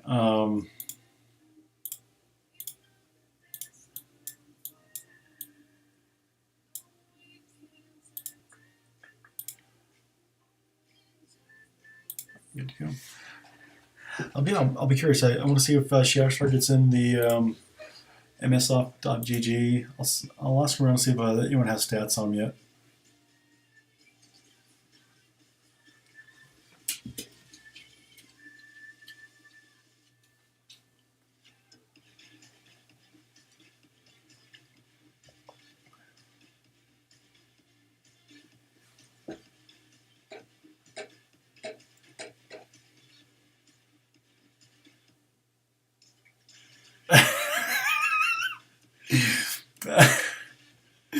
Devin's hilarious. I'm thrilled to read Reddit in bed soon. He's like, as he shows a picture, like I can throw it in the trash. Oh my gosh. I might have to do the same. Just to see the salt. It's you need to get a laugh every now and again. Like even if you're just venting frustration, it's still fun to. And I think it's healthy to laugh about it, and not be so over serious. Yeah, but oh no. I normally go up to the right side for the hero controller and either try to get Vision or Star-Lord out of the match, but I'm just going to go for a War Machine this time, try to nuke him, not worry about his big AoE here, get stuck behind Hulk's taunt, and then I'll kind of eat Iron Man's special here, or will I? Yeah, I will. I can't kill him. But 2 buffs. I thought they don't want to give me it once. I don't need to heal, so I'm just going to throw the vulnerability on Hulk, and then see if I can start working around him. I can't remember if he ulted or not. He's probably going to do it now. Boom. All right, and then I'll try to slow down the rest. And I want to get some heal going. There goes Iron Man. And, a 3-fer. And let's see if I can get Wasp. Usually she dodges. Ooh, got lucky. And then here I need to put Offense down on specifically the two in the front. I don't want him to flip, so offense down hurts his focus to flip. And then I don't want her to AoE me and just destroy me. I'm going to stun Hulk because I don't want to be stun or behind him. And then I'm actually just going to go after probably I'll go after Doctor Strange on this fight. I think I'll get another. No, I won't. I need to take him out. All right, so there's gonna heal up. I probably actually should have targeted Vision to put the vulnerability on him. See if I can get the Assaulter from S.H.I.E.L.D. out of the fight. That should do it. She go. And then work on Green Goblin. This should do it. Black Bolt level 5 is fantastic for Isos. If you guys, I'm not sure he's the best. A lot of people are using Symbiotes and do really well. But a level 5 ISO on Black Bolt as a striker feels absolutely amazing if you didn't know.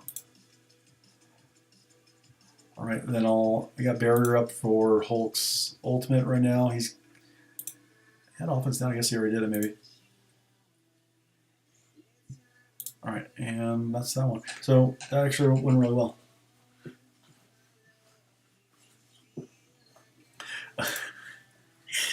People in our Discord chat are hilarious. Oh gosh, everyone is just venting right now. Oh boy. Well, so it's not just me. Garbage time sync mode is what somebody's saying. It'll push people off the game, in my opinion. Right now, I can't disagree if they don't do fixes because it's not a very engaging mode that really makes you want to play it. I'm looking forward to Blitz Sim so I could have some spare time back. Yep, and then they immediately took away. But I will say, I know people were looking forward to that, but the writing was on the wall that they were going to shift our time investment from Blitz when they introduced Blitz Sim to another thing. And all the content creators, if you were listening to them, were saying it was likely going to be this new PvP version mode, whatever they called it. So the writing was on the wall from that. We had hints about it. So from an expectations standpoint, it's fair for people to kind of hope. You know, like you can hope for whatever you want, but I think it was pretty obvious that they were going to try to transfer the time spent in game to a new mode. I think most of us knew that was coming. We were just hoping for already. He's a maniac.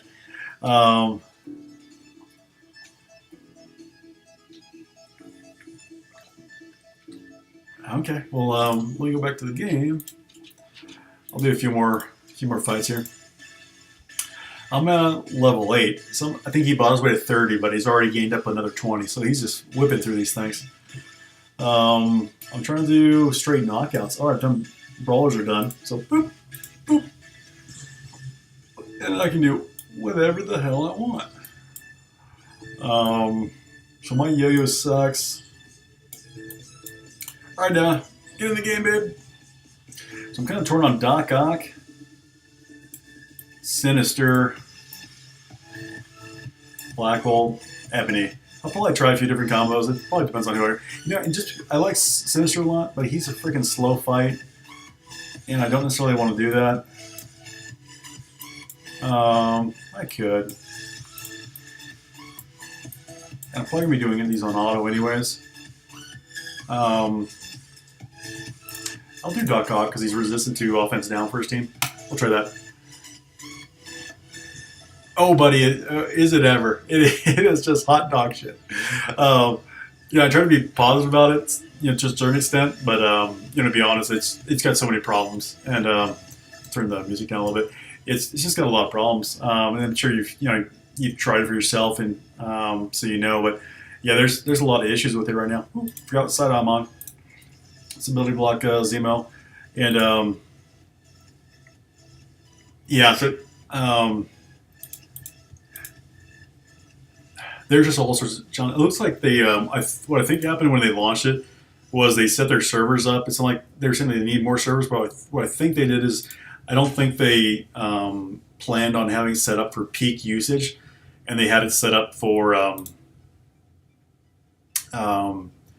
where it was going to stable. So they have enough servers online for like day 3, day 4, just after the very peak of its introduction, and they have enough servers set up for that kind of usage, and they feel stable there.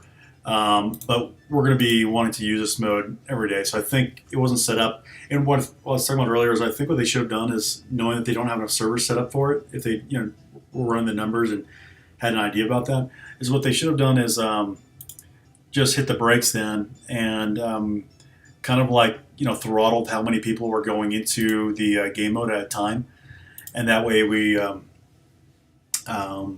it didn't feel so frustrating trying to find matches and sitting there in queue. Like it didn't even have like an error thing saying, "Hey, looks like you're bugged. You're not able to match up. Can you hop out and try again?" It just was letting everyone sit in there indefinitely until we gave up and we're draining our phone battery, or whatnot.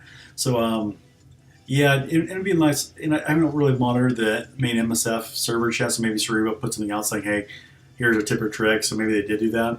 I found about the little cancel and research thing every 5 seconds from Reminex's stream.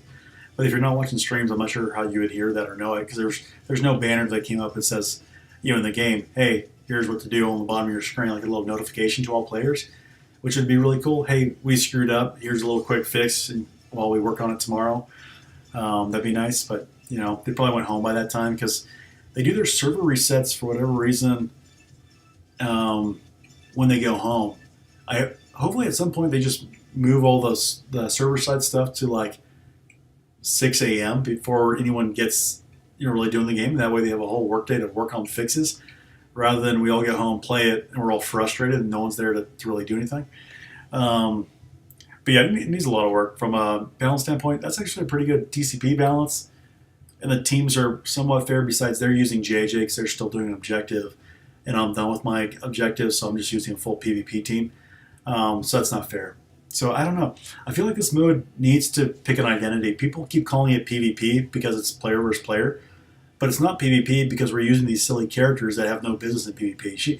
JJ is not competitive in whatever regard in PvP. So it's like, either you gotta tier these characters out to where you have to pick like sub-meta characters and like mash them together in that.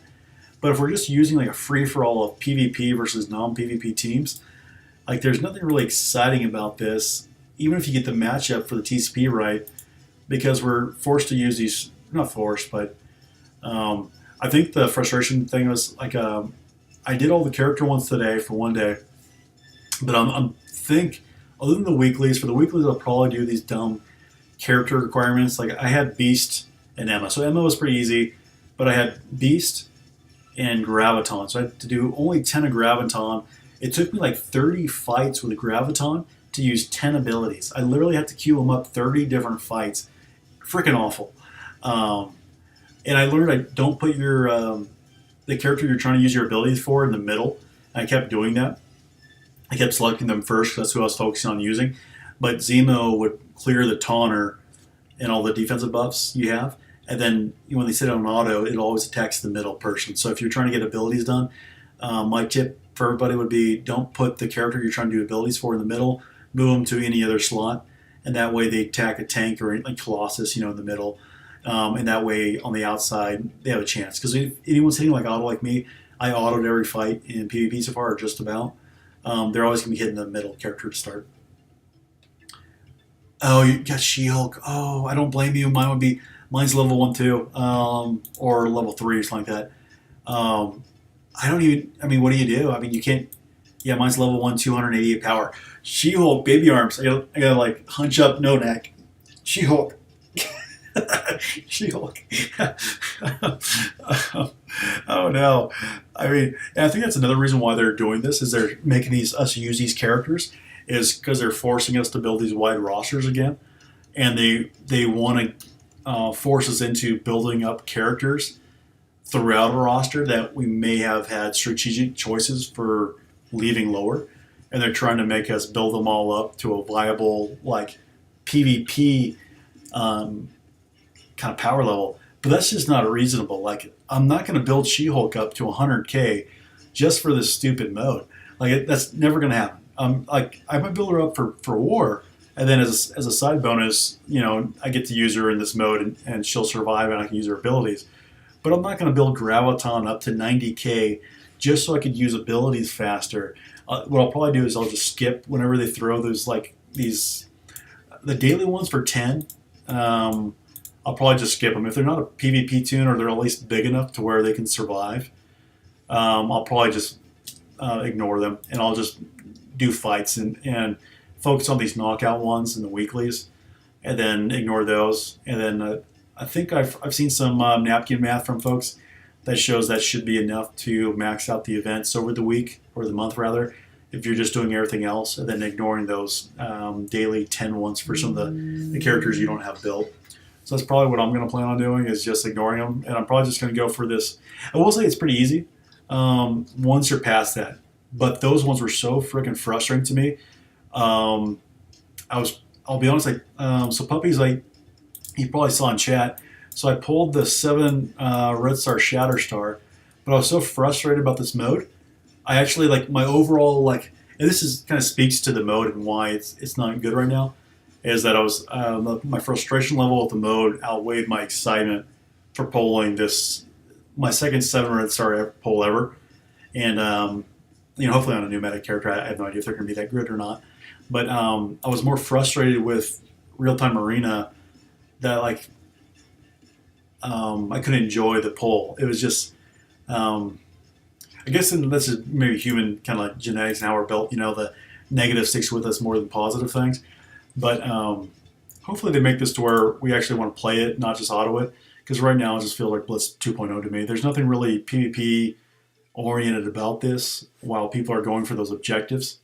I think they really need to do some radical changes in here regarding the character pool. So instead of banning 3 characters, they should completely flip this on its head and only allow us to use from a pool of 30 characters. You have to pick a team of 30 characters, and it varies for everyone and every day, and it rotates. So every day we can only use a pool of 25 to 30 characters on our roster. Pick your best 5 and go to battle, and then try to complete these daily objectives. You okay, buddy? Kind of getting comfortable back there? Yeah. And I think that would be a better mix because right now everyone's just using Zemo. And it is not any fun playing with a 40k, 50k, or level 1 She-Hulk against a 90 plus k Zemo who just nukes you and ability blocks you off the gate, and then they come behind you with X-23 and Emma. You never got a turn. I was trying to use Beast. Some matches I would literally only get 2 characters to get to their first turn, and they weren't my characters that I was using abilities for. So you were just there was no purpose to it other than just building frustration in your head. So hopefully they find a way to get balance. I don't mind losing in this mode, because there's nothing really tied to winning or losing. But at least I can pick my team now to not do the objectives. So, obviously, match punching up or punching down isn't a whole lot of fun for either side. So I cleared the taunt. So I will go for the ability block on Emma. Then I think I might pilot this one because it's a punch up and it's kind of fun. Usually I just auto these things. But yeah, I think they need to give us some really engaging forms of, make this an engaging form of content that people want to do battle in. And they don't want to just auto it for eternity. It's not a good sign that people are already saying, yeah, I really just want to auto this thing, and I don't really care about it. It's they need to make this engaging enough that people want to spend some time doing it, but I don't know if they care about that. It seems like they're doing 100 levels of this, so it seems like they're actually just focused on the grind aspect of it to make it similar to Blitz. That way we do it forever and ever. It's replacing the time commitment similar to Blitz. So okay, and I thought that was going to be the case because that's what a lot of the content creators were saying, is that Blitz is leaving. We're getting Blitz Sim. They're going to shuffle the time investment we were committed to Blitz into this new PvP-oriented mode. I personally don't call this PvP. It's not PvP to me. This is an interactive Blitz. That's all this is to me.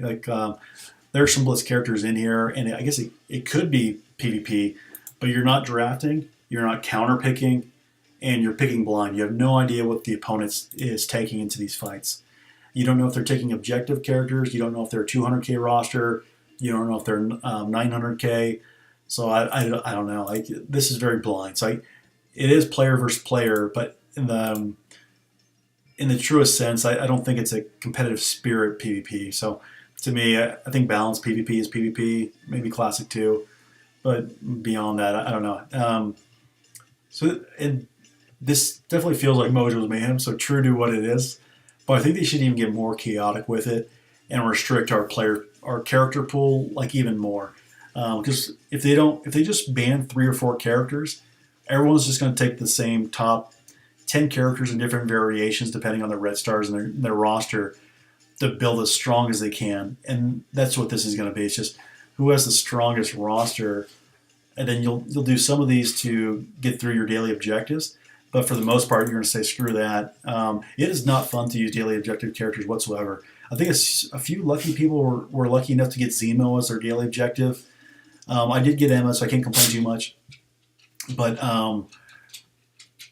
yeah, if you're using daily objective characters that you have at 40k to 50k versus 100k plus T14 PvP characters, they just have no chance. So I hope the game picks an identity as to what they want this mode to be.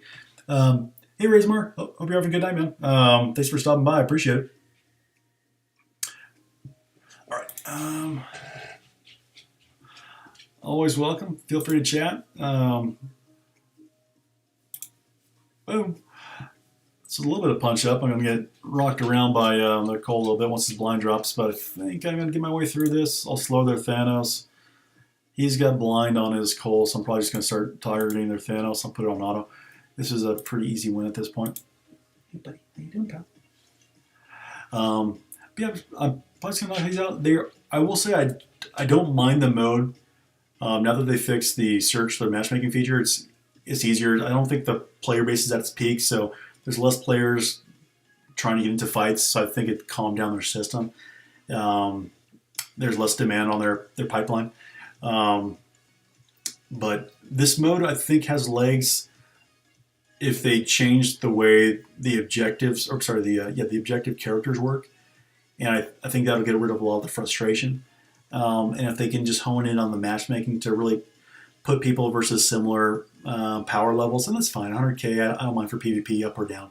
But like, I don't want to fight 200k up or 200k plus down. That's not really competitive either way. So hopefully they can keep working on that. And I'd like them to abolish these objective characters, or really just force us to pick a very limited pool of characters. And then another idea I had was they could potentially say, what other characters you use in your last fight you can't use in the next fight, or even better, you can only use a certain character in this mode 2 or 3 times a day max, and then you have to use different characters and really use your whole roster. That would probably get really tiring at some point, because you only have so many characters that are good, especially in PvP, so you'll start racking up a lot of losses, or else once you get through the top level of your roster, it's probably not going to be as much fun for you, because now you're using like the middle of your roster, who's honestly not as good. But I think there's different ways they can build it to where you're not just getting beat up by whales the whole time, or facing these monster PvP teams. Facing a 7-red Zemo in this mode, and you're trying to use a 40k objective character. I like, it's just who's got like 90 speed usually. I don't know what the point of that is. So like, I hope they pick their identity. Let's do a complete crazy character scramble where we can't just pick our teams. Like, it's really like we have to draft from a small pool or something. I know people like it quick, but or else completely open it up and let's just do PvP in this mode for some rewards, and we just load teams in like that. But trying to mix objective characters that suck for PvP with these unrestricted, because it's not even balanced mode. That's another option you can do, is you can make it balanced mode too, to make it more fair from a TCP standpoint. I don't think they're going to go that route, because I think they want to benefit tall and wide rosters. They want to encourage us to build up everyone in our roster, which makes sense. But they need to make it so that there's a reason for both sides, both players, to play the match manually and not just auto it. But I feel like they forced us to kind of auto it because they made it so grindy. We have to fight so many of these matches a day, especially if you have an objective character. Like, you're just gonna hit auto, baby. Let's get on with it. Like, he's obviously doing objective characters. So, and I'm not gonna try to be mean. So I think he's using Namor as an objective character, and he's using bio brawlers, so he's probably, I think X-23 is probably the one he doesn't have as an objective character, and the other four probably are. I haven't heard of anyone having an X-23 objective. There probably is one. I just don't know about it. But I've heard of people having Namor ones, and I've heard of people. I had a Bio Brawler as well, so I was using those same three for a little bit. So I'll let him work on those and get some abilities out. But yeah. But how's your guys' nest going? Are you guys having fun with it, or what do you guys think? Are you guys level 60 and able to do the Mojo's Mayhem, or are you guys still working your way up to this level?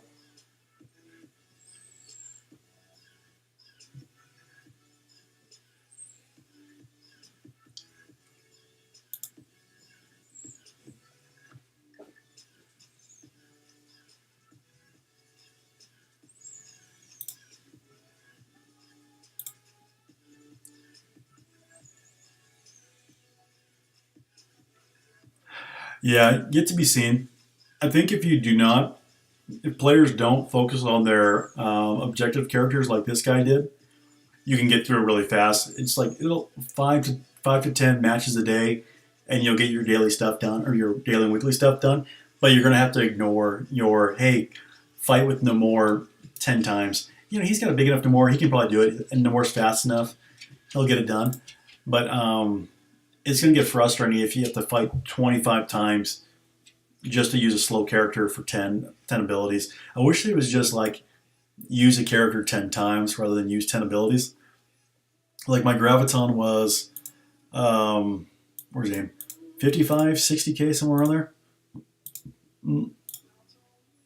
there. 50, 53k. I think I did do at least 20 fights, at least, just to use 10 abilities from Graviton. But back then I was using him in the middle, so I think a lot of people that were doing auto were hitting auto with Zemo and then just nuking him with an ability block so he couldn't move. So again, it'd be better if I put him anywhere else besides middle. So maybe if I did that, maybe the dailies, I'll try it tomorrow. I'll move my daily characters away from the middle, and maybe I can just load, do 10 fights, put them all in there, knock them out. But I still don't see the point of even loading these useless 50k characters in there just to get these daily stuff. There's nothing fun about that. Hey, use the the bottom or the middle of your roster, just like get a check on the board and do this every day for the rest of the time you play this game. Man, that's basically that's what Blitz is. Blitz was the same way. Hey, use this team that's good for nothing, but win at level 2.1 of Blitz. So it's. I don't know why they went that same direction. Like from a Mojo thing, like lore wise, I get why they made it that way. I should have ability block Electro. He's gonna do offense down on me, but yeah, I got Phoenix. I don't want the turn order though. I think she goes next, so I'll probably save Phoenix's special for next. He's gonna try to use the abilities for She-Hulk. Surprised it canceled. Anyways, yeah, so I hope so too, Bobbies. I hope this is less time investment for us, and we'll see. But yeah, I'm trying to go for 225. I hope they move this to balanced PvP. I think that would be one step that would help. I do not think they will, though. So again, I think they want us to just build up our rosters as much as possible. So even though I think the player base would appreciate it, I don't think that's your mom.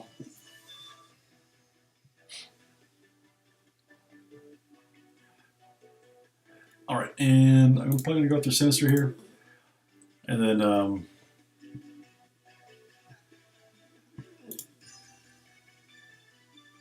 I am getting better matchups from a standpoint. I think later in the night, the fights are going more towards even fights. Not necessarily from a character roster standpoint, but from a standpoint of selecting, or from a TCP standpoint, I think they are better.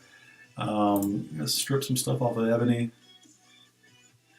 Oh, he's got Disrupt. That was awesome. She's a nice little thing. Zinc. I don't know why he did that. I guess he's trying to get barrier. I don't know. I wouldn't have done that if I were him. But to each their own. All right, I'll clear, and then I was gonna try to nuke him, but there goes that. Your Sinister still hasn't taken a turn, and there he goes. I can take my time on him. I'm just gonna ability block that one. Your Shocker. This is GG. GG.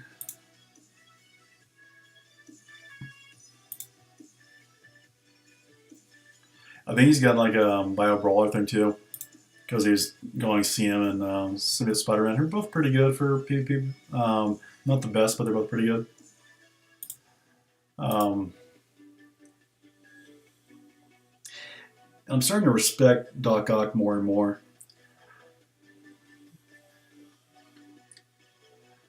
I don't draft him a lot in PvP, but I'll keep playing with him. And mine's only 5 yellows, so like, gosh, I don't think I'm gonna get him to max next time, next event, but I should be able to get him up quite a bit. I do like this team quite a bit with 2 ability blocks that are fast with Zemo and X23. You got some regen and kind of buff flip with Doc Ock, blind buff flip, buff removal with Emma, speed control, and then Phoenix with. So there's a lot of buff control and control of the fight with this team.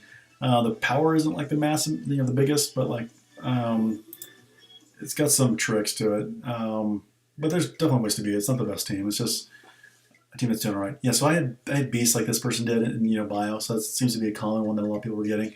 I was using Symbiote Spider-Man, Captain Marvel, and Beast. And it's similar power beasts. It's like, man, what do you do with that? Like, that's not going to hang with all these 100k characters. So I'll be nice. I'll try to let him. I'm not going to ability block him. They're beasts. I'll try to let him get some abilities off, or at least one. He's not going to survive too long. But I'll let him get a special off. He's relatively quick. And then I'll work over on this side.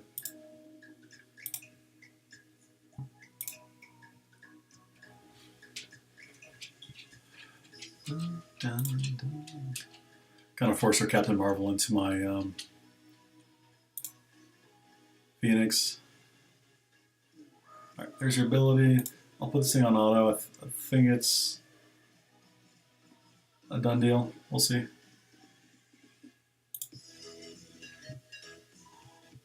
Boom. Alright, I'm going to heal up. There goes your Symbiote Spider-Man. There goes my Dark Phoenix. I'm going to ability block their Dark Phoenix. Take out their Captain Marvel. Throw the ult out. I'm going to focus, I guess, on the Black Bolt for now. And that's GG.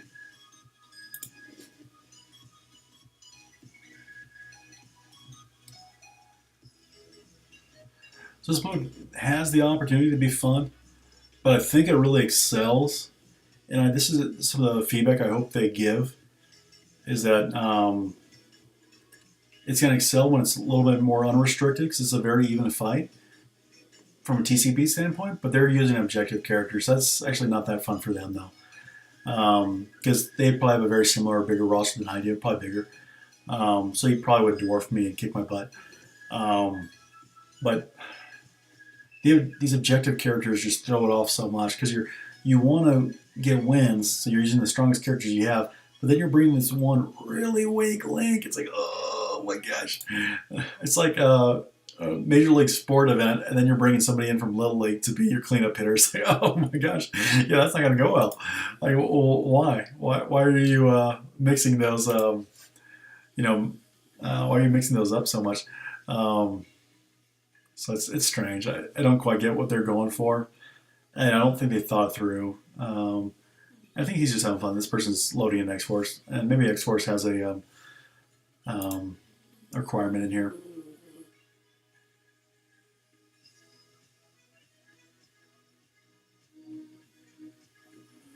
Cool. And I'm just going to hit auto on X23. This should be an easy one.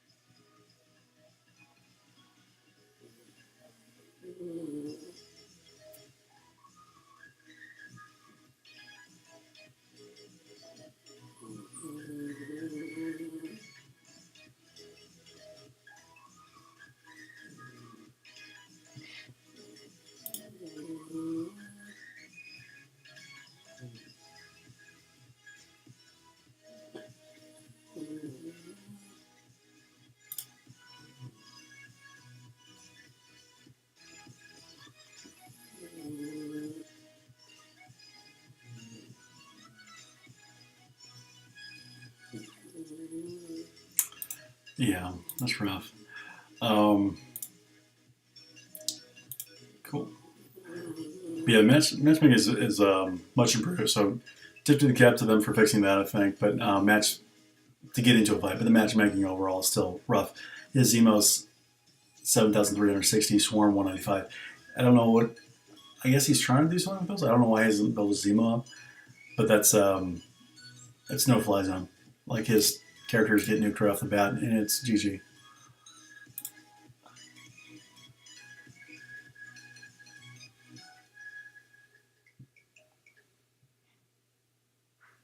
Yeah, and I think a lot of these are going to be auto. So like from a streaming content standpoint, I don't know because again, it's not a fair match, and you don't know who you're playing against. So it's like it's not really captivating streaming content. I don't mean for me, but I'm actually thinking about for the bigger streamers and like what direction Marvel Strike Force is going with the community and with the content creators that are trying to hype the game. They're really the content creators like OMG, Valley, Casino, Remedex, and everyone else. Like they want to hype the game. They want to drive positive experience into the game, so that helps their own revenue. They want to love the game. They like Remedex does everything in his power to talk positively about the game. Like if you haven't caught Remedex's stream, to give Remedex props. I don't share the same sentiment, um, but he tries to bring along the community in a positive way. He tries not to drone on and on like I do about some of the negative aspects of what the game kind of has going on sometimes.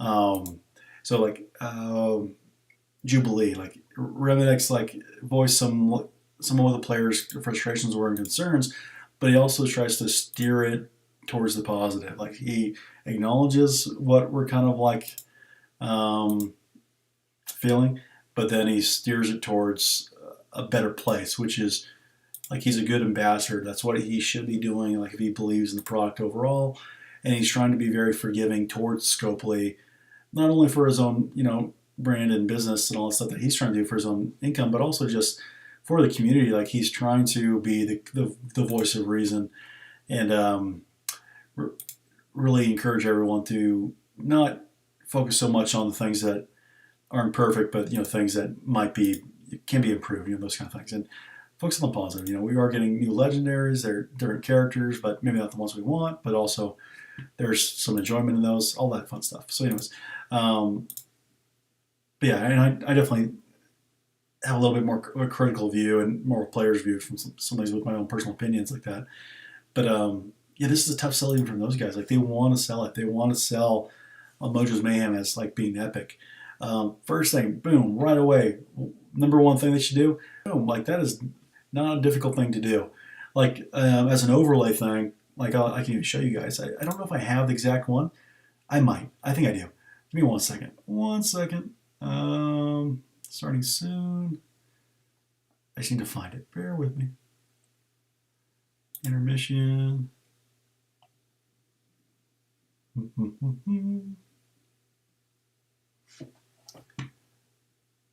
Where did I put this? Maybe I didn't load it in. Give me 1 second though. I will. Live scene. Image. Not that one. I'm gonna go black for a second, so bear with me. I'm gonna load an image in for you guys. And this is not difficult. This takes like literally seconds. So image, add source. Let me find the one I want.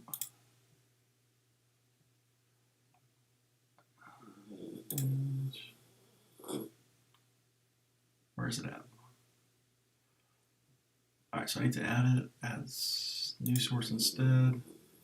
Add source. Browse. It basically just it's adding like a background to your war. So like this is not overly challenging at all. I just need to find it. Which one I'm looking for here? Boom. And these were ones I got for okay, where is it at? Iguazu Falls.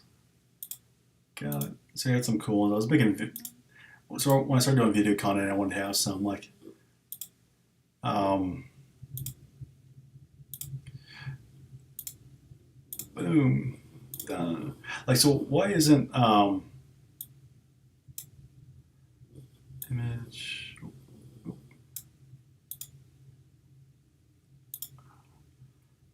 Gotta bring this down. All right, so yeah, why isn't this image right here? Um, why isn't an image like this, like the background, like not this, but like why isn't it an arena setting like in Ragnarok? Um, the setting for what we have going on, like in this match. Like it'd be so much more fun if like this was the background or something similar to this, like in their artistic rendering. Um, the battleground for this new Mojo universe, make something like this the what we're fighting, and it'd be so much more fun to have that, and it would give a lot more flavor towards what we're doing. But yeah, so I think that's just something that they little touches that they could make that would go a long way, in making this like feel more unique than what it currently does. And I think that's one thing they could do.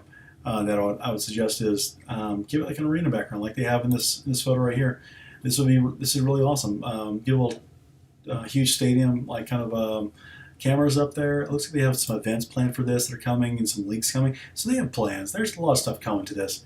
Um, there'll definitely be improvements. And this is a quick one, so maybe they have some events where it's like they have very specific things going on. Um, and this could really turn into a big melt. Just look at the layout here. I I guess like this might come down to like communication, really. Like if they just communicate like even expectations as to what this was. Hey, there's going to be some leaks coming soon, and here's an outline of what they're going to look like. Hey, there's going to be some events coming here, and here's an outline of what those are going to look like, and how this experience will even get better over time. I think a lot of people will be chill about it. Like, hey, yeah, it doesn't feel great right now, but here's the outline, here's the roadmap. It's like, and clearly they have one because they've already put some features there that they haven't spoken to us about. And maybe they spoke to the content creators about it. And be good questions for, Reminex, Valley, Wolverthor, OMG, and all those guys about what's going on with those modes because they haven't really talked about them. So I'd be curious. I'd be curious to hear like what are the plans. And it didn't seem like the content creators actually knew too much themselves either. So I find that interesting that even the content creators aren't quite sure um, what's going on, and they weren't really involved in what's coming around the corner. So everyone's waiting at the same time to kind of figure it out. All right, so I need to try to take out Stripe before. There he goes. Who's this on? Next, let me put on Emma. Okay, and then see that tax. Yeah, you shouldn't go after Dark Phoenix as she's a summon kind of thing. I'm gonna put it kind of. Oh, she goes next, so I'll just go down the pike. Boom. There goes Sabretooth. She's gonna heal up. Boom. Just gonna go through Dark Phoenix and GG. I think they're underpowered, so they weren't able to keep up. But yeah, there's a lot of improvements they can make, but I think a lot of it could be improved just by communication, saying, hey guys, here's what we got for you now, and here's a roadmap of general outline of where we're going. We don't need like a ton of details, but like just string us along, like give us a little bit of stuff to like a little bit of hope for the future. That would go a long way, man. I don't know. I think that would be fantastic. I think a lot of people would enjoy that. So I'm only at level 8, so I'm not really flying through this, even though I fought quite a bit tonight. I don't know. I feel like I've done like 100 fights, but probably not.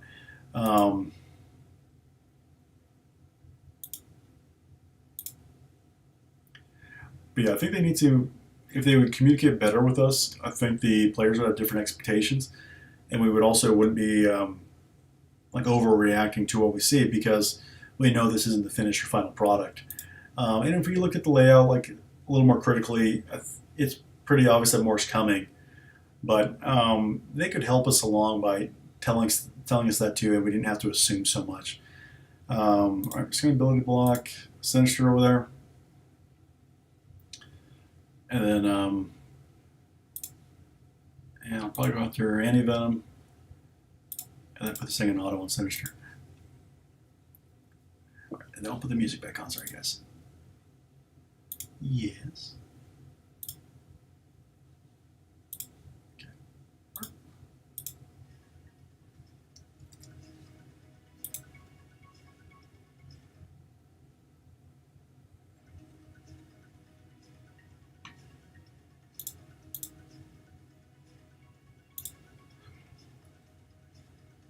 I was hoping they'd have Shatterstar on the MSF.gg, but they didn't have them up there yet.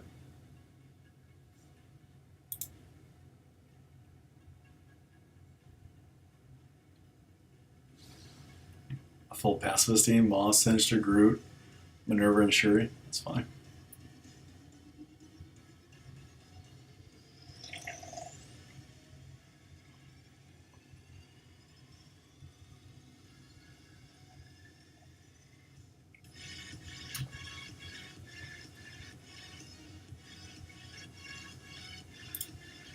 Right, cool.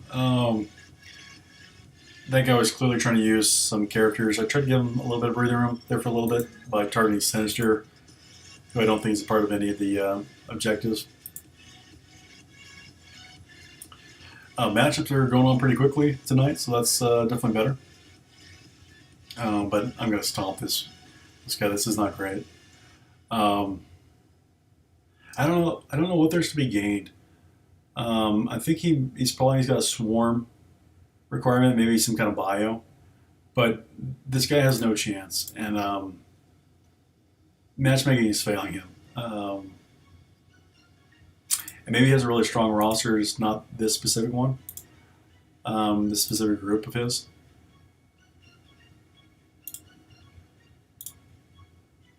I'll leave Electro up there because I think he's trying to use him.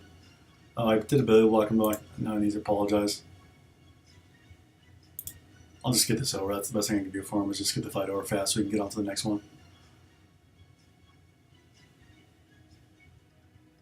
I forgot, he's using Swarm, so that's okay. I was trying to stay away from Swarm. That was the main thing.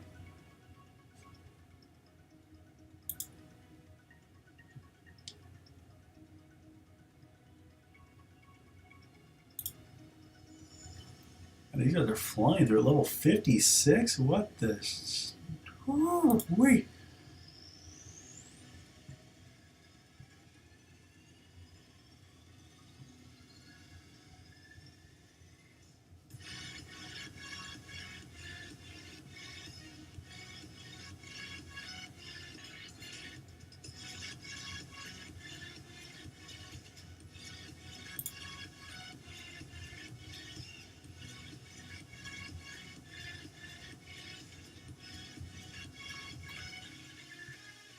That's kind of cool. Alright, did I get close? So I'm still at level 8 battle. One more fight, and then I'll... curious how much I jump up on this one.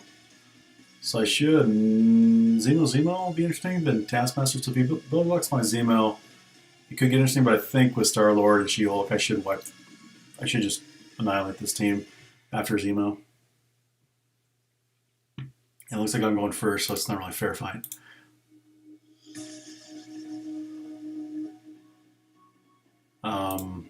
Yeah, it's going to Billy Block their Taskmaster, and that's a good game.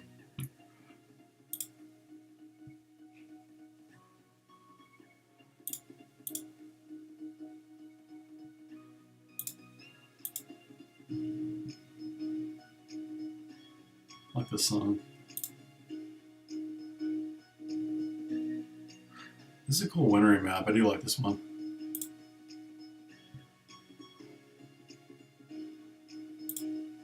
Alright, good game.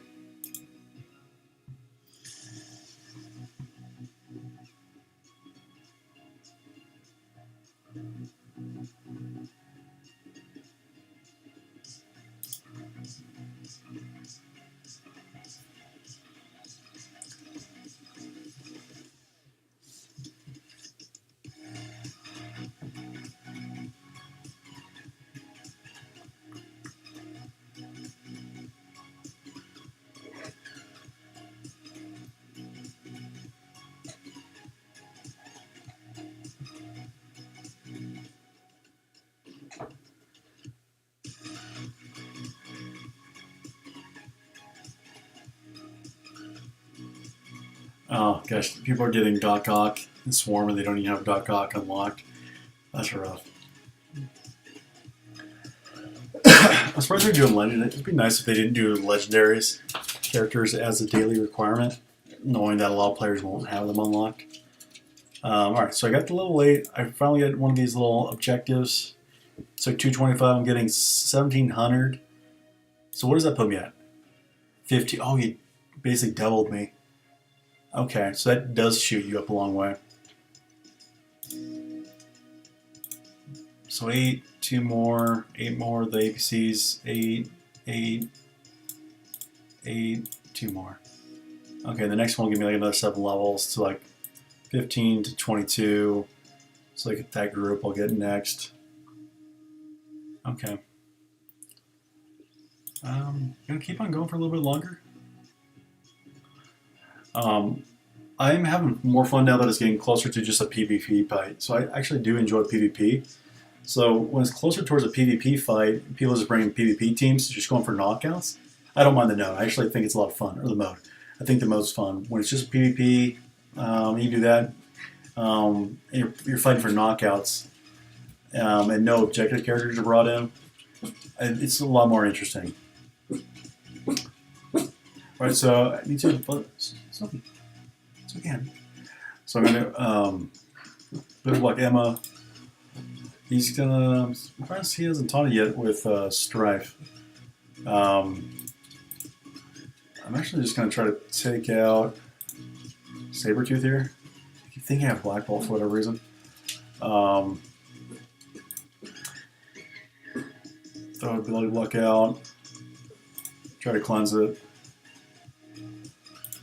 Offense up.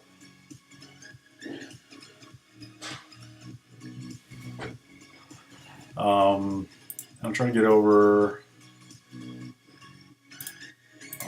Throw it here. Okay, the taunt again. Just throw the basic. There goes Mystique. This is pretty much an auto at this point. He's going to taunt Phoenix, of course. But I shouldn't have... Oh, he taunted Zemo. That's interesting. I thought it would have definitely gone Phoenix. That's interesting. I guess he wanted the buffs. He's trying to clear all the Doc Ock buffs. But a cloned Zemo isn't nearly as good as an actual Zemo. So I'm surprised he did that. And, I'm forced to. I'll go after there. Let's just get rid of Strife. Bingo, bango, you're dead. There goes your Zemo. And then just go after Emma. It's GG.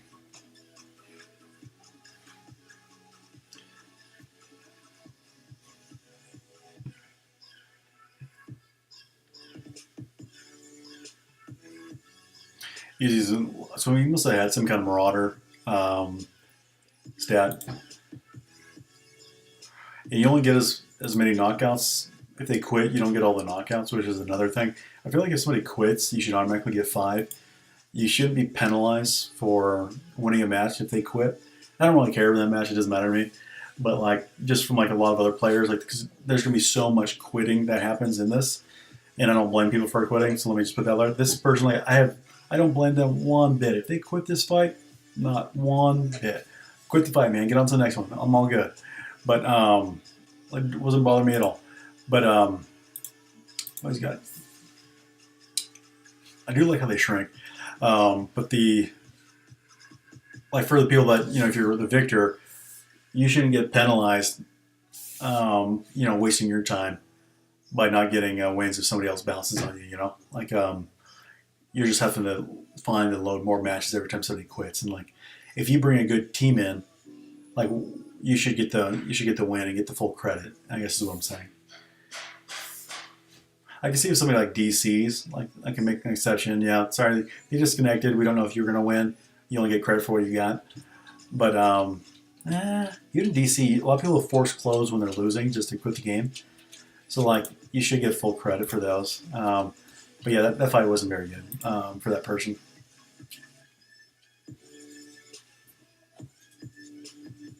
So this should be a really good fight. This is very even. He's not taking any objective characters that I can tell. Like Emma is an objective character, but I don't know if he has an objective for her. So this should be a really good fight. He's got Ebony, who's counters Phoenix. Sinister, who's going to clone Phoenix. So I very well could lose this. I'm going to throw the ability block over on Emma. Oh, I actually popped her pretty good.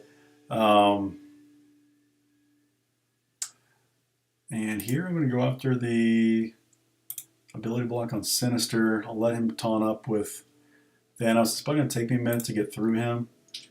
Doc Ock's ult, maybe. It's going to be a minute. And then I'll take the Disrupt off of Doc Ock and try to see if I can clear anything. No, he's got high resist. I think I got something. Maybe not. And then I don't think I can do anything to him, so just basic. Didn't clear anything, just throw basic. Try to get over on Emma. Is that enough? I think it is. Yes. Alright, down goes Phoenix. They'll bear her up. I'll try to clear the buffs. Didn't get anything. Try to clear the buffs, won't get anything. When he has defense up and his high resist, he's hard to get through. So he's probably going to ultimate here, get back at full health. Did he just ult again? Can I clear anything with Emma? Oh, I did get it. Alright, so now I need to get over on Sinister like pronto. See if I can get to Sinister before he clones. Baby. Oh, I love you. You're such a good girl. Good girl. Alright, and I'm not sure if he can taunt already, so I don't care that he uses ult. That doesn't bother me at all. Trying to kill Sinister. Boom, he's dead. And that should be GG. If Black Bolt has a big ult right here, that would hurt. I'm just going to special, drain some HP. I'm going to work over on Ebony now. Is this a big ult? I think this is the big ult. Yeah. Cool.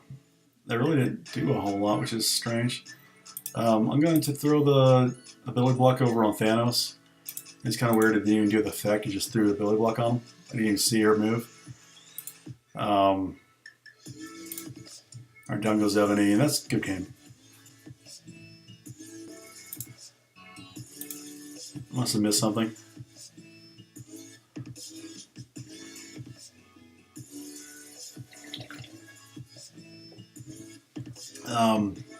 The Emma clear the taunt on Thanos on a third attempt to clear a buff from him won the match for me. Yeah, good fight, good PvP fight. I've noticed that Thanos and Ebony, while Ebony's really strong and Thanos can be good, he needs to probably be in classic bigger, like 6-7 reds to really shine as a tank, and I probably wouldn't have been able to strip the taunt from him at that point easily. And then he probably would have been much tougher. As Ebony was just small enough for me to take off with my X-23. If she's 7 yellow, I probably don't get her either. But it was an even fight. My team's not the biggest either. Cool. Yeah, he's running beasts with Black Widow and Punisher, so yeah, it's power and tunes. It's just an automatic loss for him. So that's why I think this. I mean, you can PvP these and play them out, but I think just to whip these things out, what you're probably going to do is just maybe do one ability, and you're going to put a lot of these just on auto, just get them done.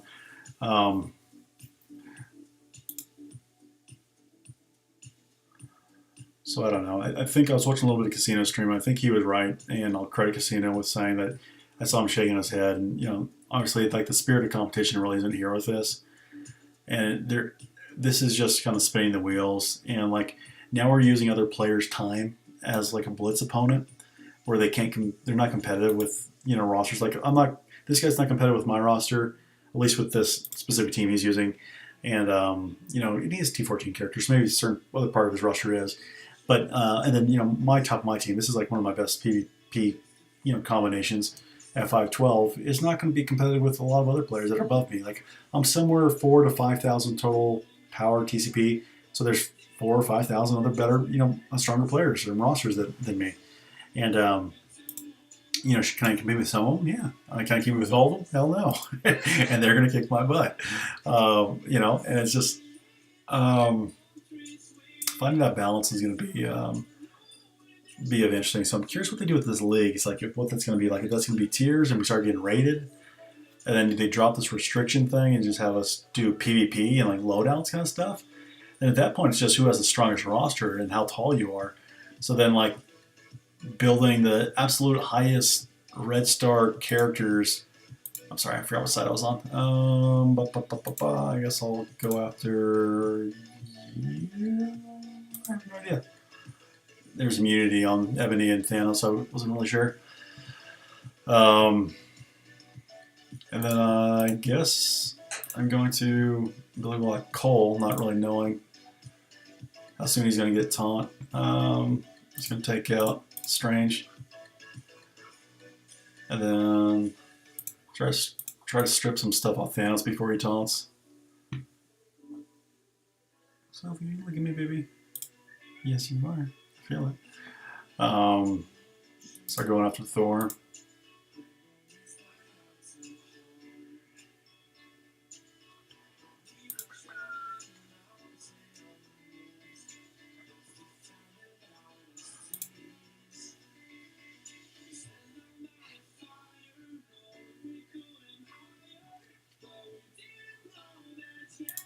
I see if I can flip anything. He hasn't taunted yet with Thanos, which I was wondering why.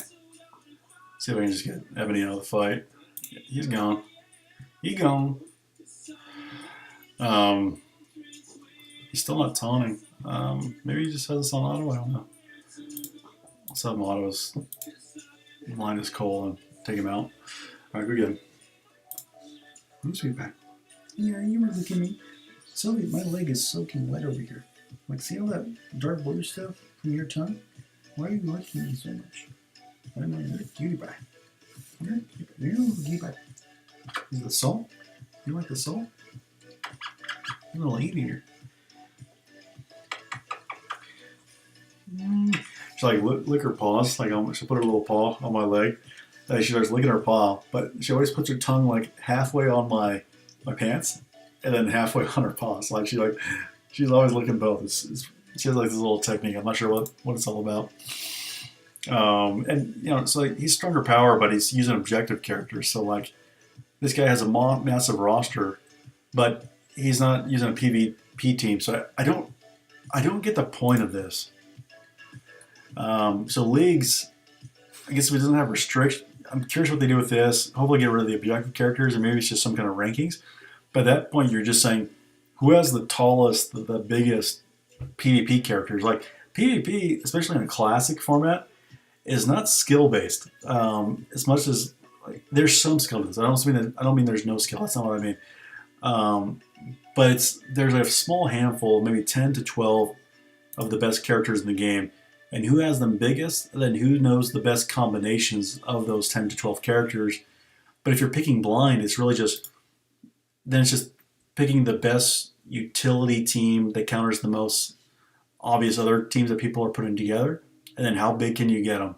And to a lesser extent, it's actually playing it. Like, I'd say like 10% of the skill is playing the fights, maybe 15%, 20% of most.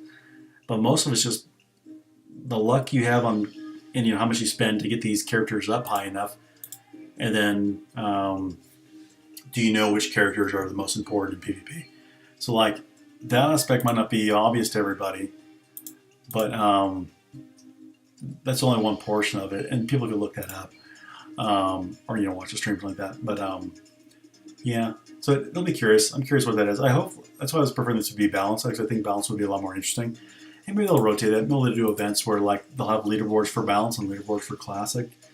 I imagine all that's coming, but and that'll all be so positive and so cool for them to release. I don't know why they're not telling everybody that. Like, if that is the case, why not tell everybody?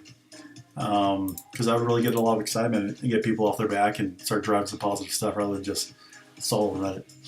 Anyways, just an idea. Just an idea. All right, let's throw the ult out, and then auto. Oh, see me, Spider-Man. Symbiote Spider-Man, the God of Dodges.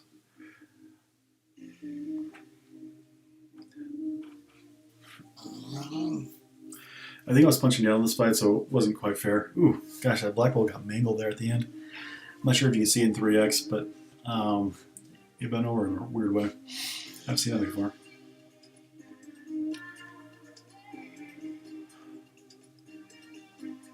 So Doc Ock seems better than I thought in this compared to the other options I had.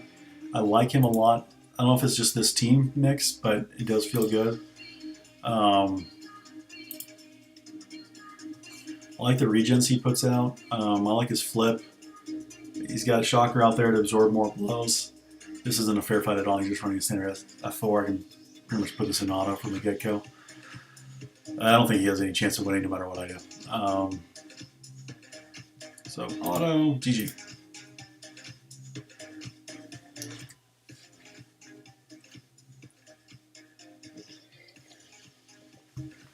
Guys, I'm going to put my get a refill real fast. I'll be right back. I'm going to keep playing Ply for about another 30 minutes to an hour.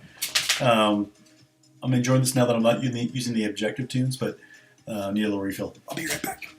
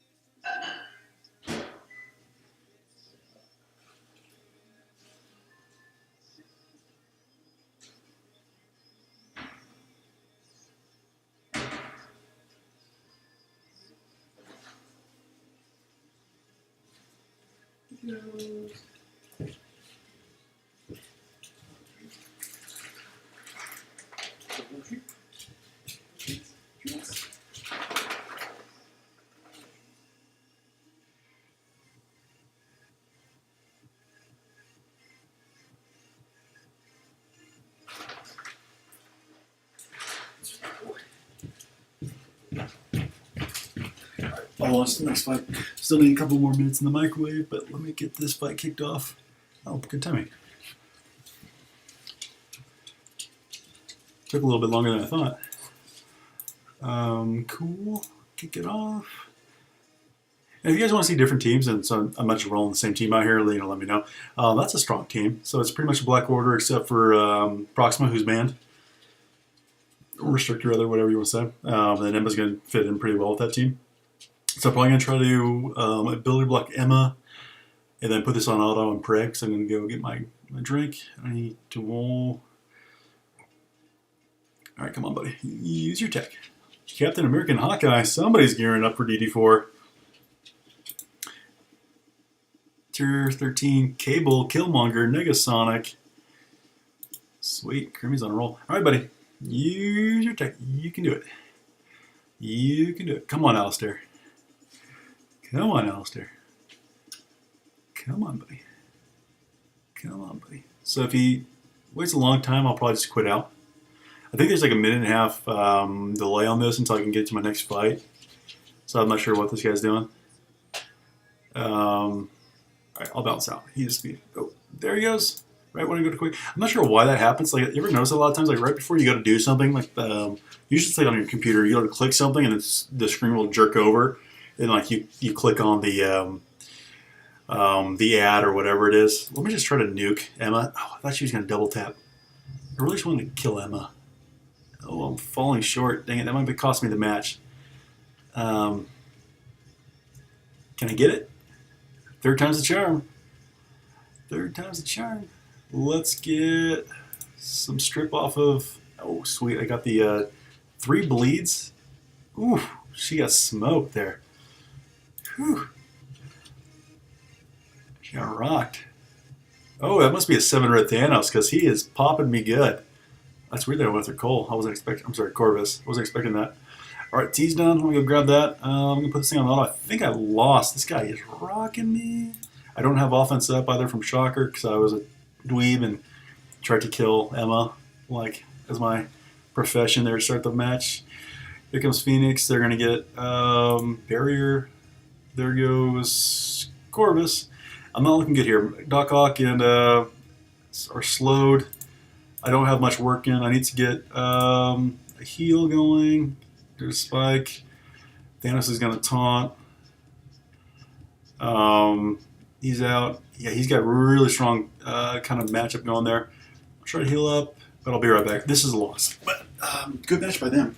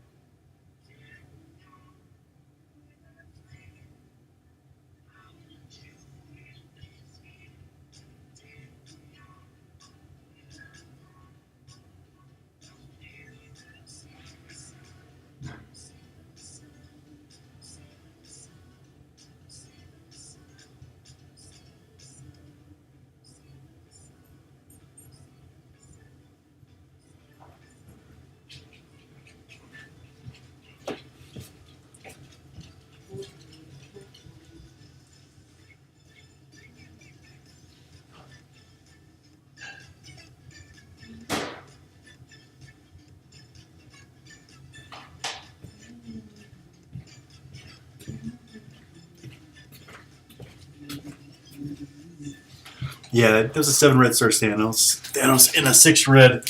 Cool. That's I could feel the damage coming out of those things. 7 red Ebony. Massive roster, but that's a pretty good fight. And yeah, probably fine. No problem with that. That's cool. Hey, baby girl. Hi. Back over to bed with the ball. Oh, what's up, sweetie? More earlings? More earlings? Tack Y. I like that name. So he's rocking the 38K Squirrel Girl, but so probably has some kind of bio brawler with a symbiote Spider-Man and Squirrel Girl are. So he's probably rocking that. This time, who am I gonna go after here? I'm gonna try to see. I was gonna be able to block Ebony, but if I don't, Squirrel Girl will just take it right away. So now I need to block Ebony. I won't go for the kill. I won't be greedy with Doc. I'll just throw out the special. And a kill. Squirrel Girl she doesn't do that on the next move. Try to work on Ebony. This is pretty much GG. Yep, he's out and auto. They can't win. I don't know what the power gap was on this. Was it? He said Squirrel Girl being 38K. It's just probably too much to overcome.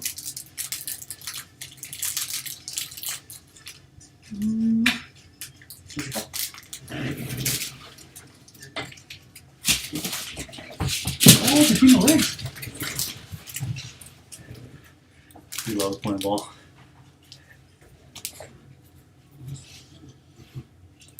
I'll talk in Discord and Paul a little about this.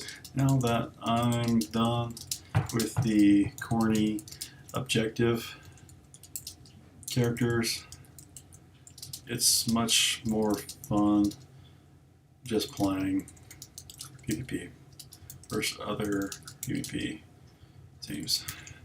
Alright, so it's good with bad. That is good. Just doing some PvP now is fun. That's still. I wish they weren't using an objective character because it's not a fair match. And they'd probably be 600k with another plus 600k plus with another massive character there. But again, since they're using an objective character, they can't compete with. They can't compete with a team that isn't using those. Like he's using objective characters. I don't know if there's a tech one. He's not. He's only using War Machine as tech. I think Killmonger might be in some kind of one. Cap America's bio. I had Captain America as one of my daily characters too, so I'm not sure what they were, but he was definitely one.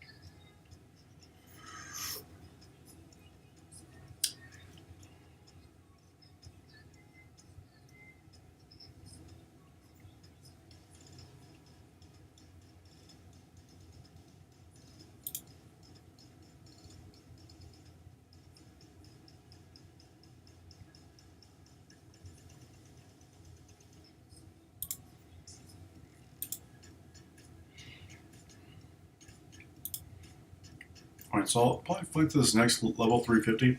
I'll call it a night. Um, so probably another, I don't know, 20 fights or so. They are going pretty fast right now, so it's these aren't bad at all. You can give you chocolate. Give me a little bit. Here. You want one? I'll give you a roll. What is that? You gonna sneeze? You look so funny when you're gonna sneeze. You look so funny. I'm sorry.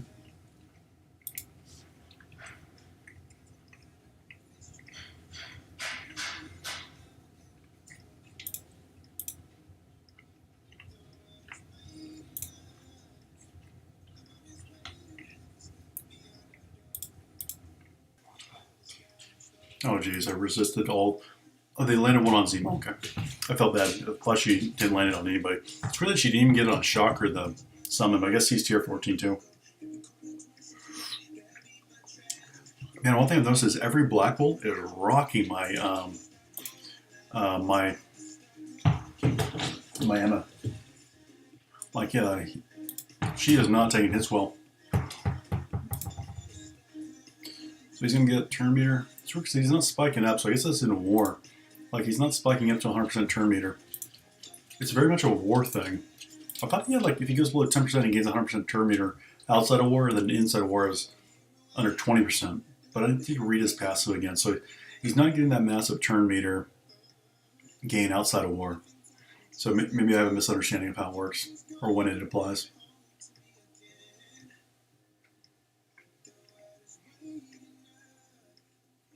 And I'll take a look at this fight. I'm actually kind of curious. Hey, sweetie. All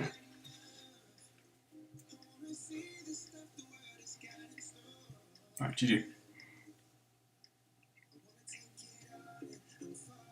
These are some big shoulder pads for Shocker there. They look kind of like clunky on him. All right, so I'm going to go back. I want to see Doc Ock's passive. Oop, there he is. I was working on his ISOs. So on turn of charge, apply 1 deflect and 1 speed up to maximum 5 to self and all adjacent allies, and then lose 1 charge. On block, heal self and all Sinister 6 allies for 10% of this character's max health. So it's on block, so he has to block to trigger it. Then in war, heal for 20% instead. Okay, so it's a bigger heal in war. And then in war, when this character or Turtle 6 character drops below. Okay, so it doesn't happen outside of war. So that's why it feels so different for him in and outside of war, is this line here. In war, when this character or a chargeable Sinister 6 ally drops below 20% health, fill that character's speed meter bar by 100% and clear heal block. That is a massive, massive thing right there that is so understated and just just dumped in the middle of this text wall, and that's where he gets all his wins in defenses right there. But cool. Yeah, so outside of Ward, he's nowhere near the same. I do like the new IC stuff. Also the layout with the window panes in the background. I think that's a really nice touch for Marvel Strike Force. I wish they did something similar again, like for the Mojo fights. But this window background with the winter icy thing, I dig it. It's really cool. You can see the background. It's really well done. Again, it's just like an overlay they built there, but it looks pretty smooth. I dig it a lot, and it's got a good feeling. I like it a lot more than the hellish red background they had there for a couple months. Cool.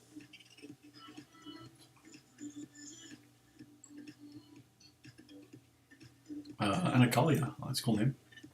All right, so we're fighting a Yo-Yo Zemo MLT. So maybe like an MLT thing or a bio thing with the bio brawler with Yo-Yo. Not quite sure. Or maybe just their own PvP. We'll see. So I'm gonna ability block Yo-Yo. I'm sorry, Zemo. Same syllable count, but wrong ones. And then I'm just gonna try to ability block Taskmaster while I'm at it. And then with my next attack, I'll probably Phoenix or something over on Zemo and take him out here in a second.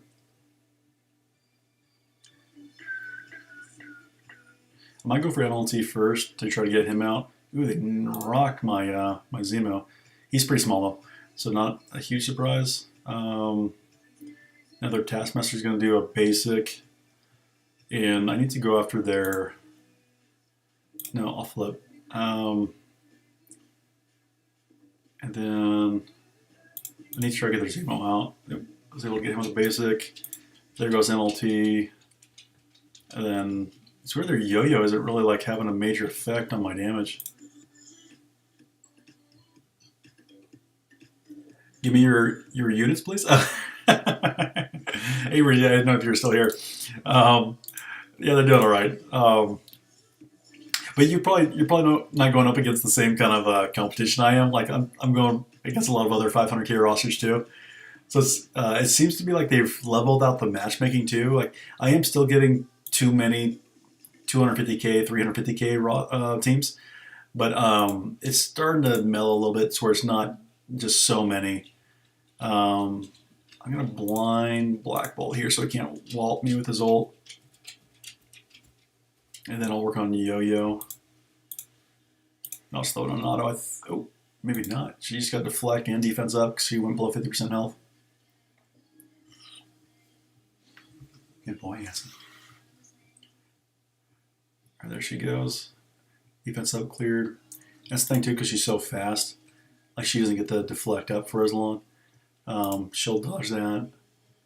And then she's already got slow. Not sure how she got slow. And she's dodging like a champion here. He's going to have to basic and miss, and then I'll clear Yo-Yo and then kill him.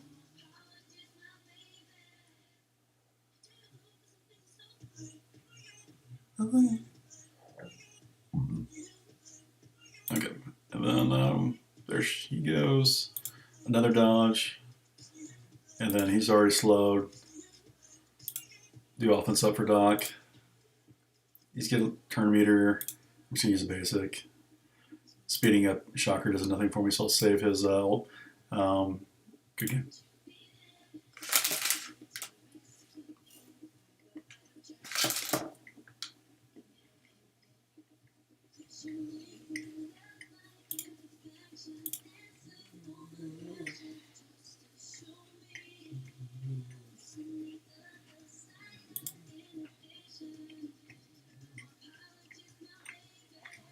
I run Sinister normally, not Doc Hawk, but Doc feels pretty good. And I kind of want to play a little bit slower, or faster rather, for this. I didn't want to play really slow fights. And Sinister plays a really slow style of healing and regeneration. Doc is kind of similar in that regard, but not quite as bad.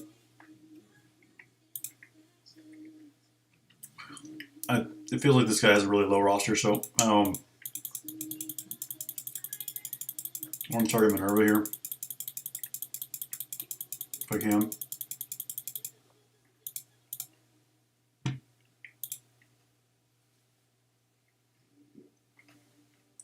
It's weird he's going after my Phoenix right away.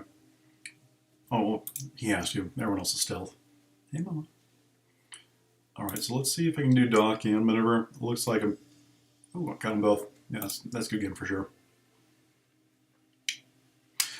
Breezy, who's your favorite character in the game? Do you have a favorite team, favorite character?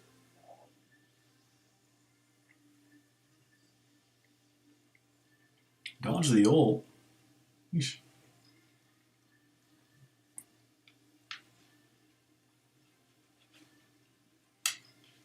Gosh, it's only 60k, but it seemed like he was way lower.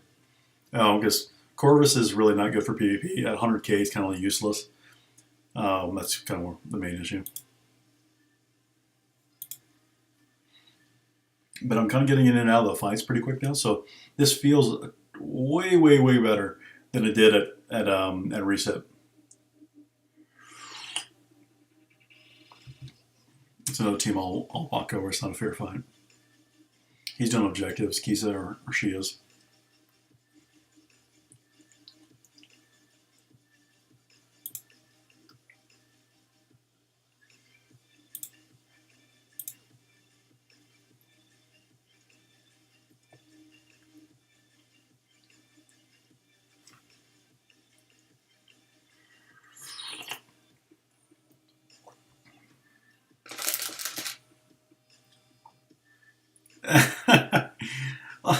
This isn't really. These guys are a little punch down on me, and I'm using the same team now. But I've already done my objective, so now I'm just using my like a PvP team now. And these guys are using some objective tunes, so it's not quite fair. I think I faced one or two other people that are using a full PvP style team too, but most are doing like a hybrid where they're trying to get some objective done while they're doing PvP. And that was just a 60k punch down where it wasn't fair. And he's trying to do objectives with Swarm and probably Symbiote Spider-Man. He might have a... I know some people got a Zemo objective, but that one was pretty low.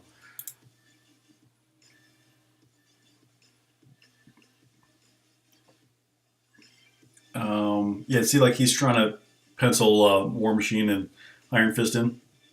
So he's got a bigger... This person has a bigger roster than I do. I'm 9.5, just under 9.5. Compete without with those two characters. I'll kick his butt. Oh, we got the taunt out early, but I stripped it right away. All right. I'm actually going to try to ability block Cole if I can. Gonna move it. I didn't land it. Oh. Second time's a charm. There we go.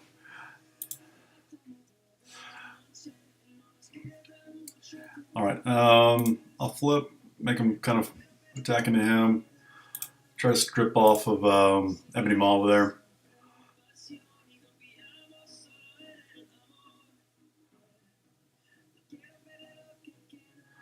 All right, offense up for Doc.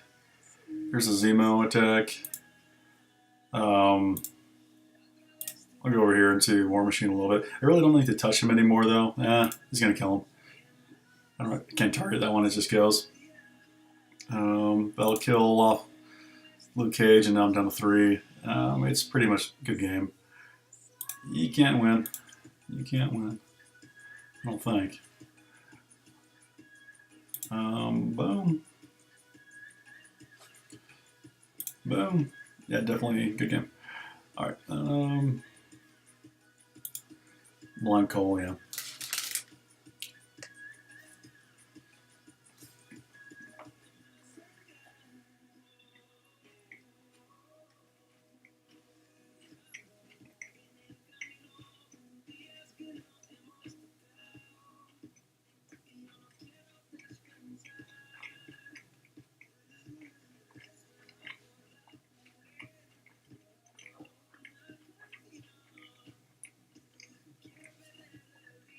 Yeah, because he's using objective characters.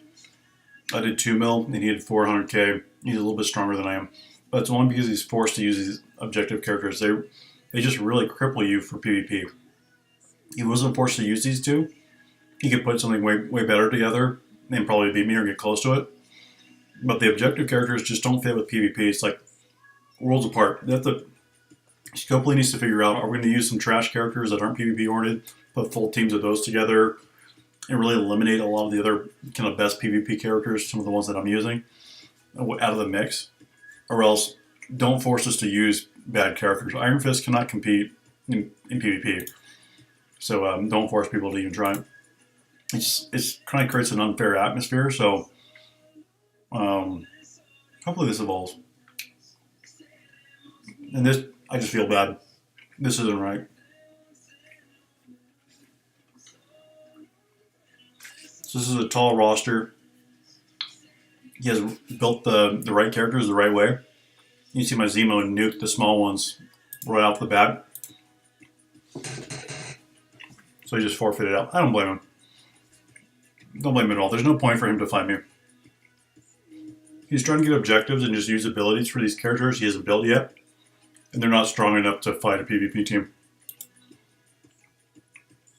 This mode is just, I don't know.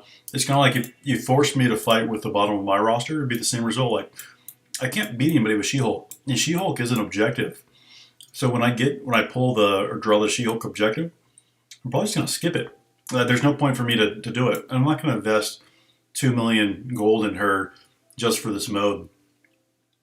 It'd probably be more, like probably like 2.5 mil just to get her to her level to where she could survive a little bit. And same thing with all these characters. Like if there's any kind of, I know there's one for Scroll Girl as well. I'm just going to skip it. I'm not even going to try to survive in fights with Scroll Girl. There's no point. All right, moving on.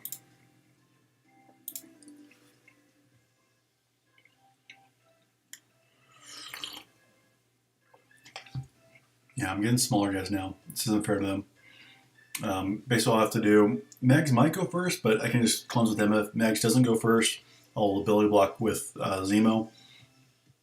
And then, actually, I think Toad might go first. Then he'll throw Taunt up on Blob. This is actually a little interesting, but he doesn't have the power or the size to keep up with me. Man, they need to increase Juggernaut's size. Like, I forgot how small he looks right here. He needs to get much bigger.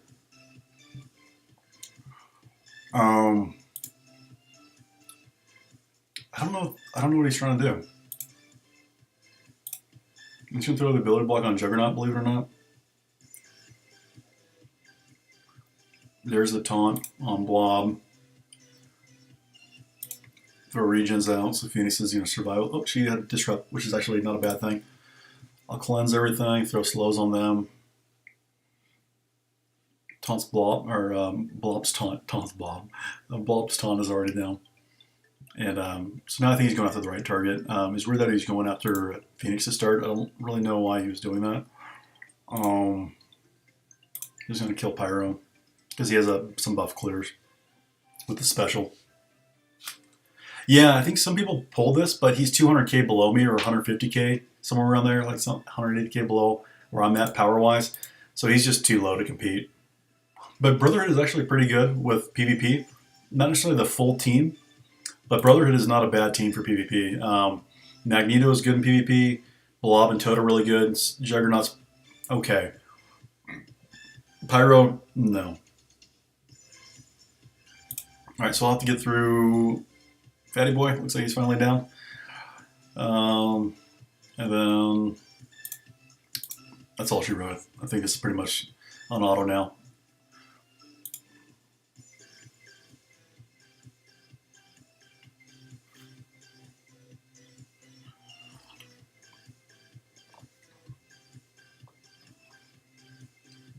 Yeah, he's 180k below me. It's not really a fair fight. So I got about 10 more fights, 10 to 13 more fights depending on the matchups, how tough they are. And then I'll get to the next threshold. I think that the next one gets me 7 more levels of this little event. I'm getting a lot of punch downs now, so I guess maybe the matchups are getting harder. Like they have less people doing it this late at night.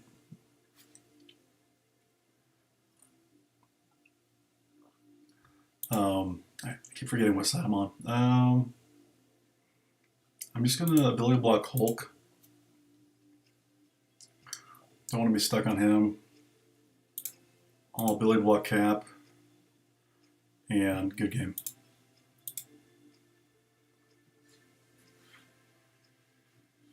All the regions that Doc Ock puts up, those 3 regions in PvP, man, those are so nasty. Especially the T14 Doc Ock. They actually, they're minor heals, but I think, I forget they're minor heals or not. Minor heals off as ISO because I have him set up as a healer. But he heals a ton for his team. Like, it's very, very valuable.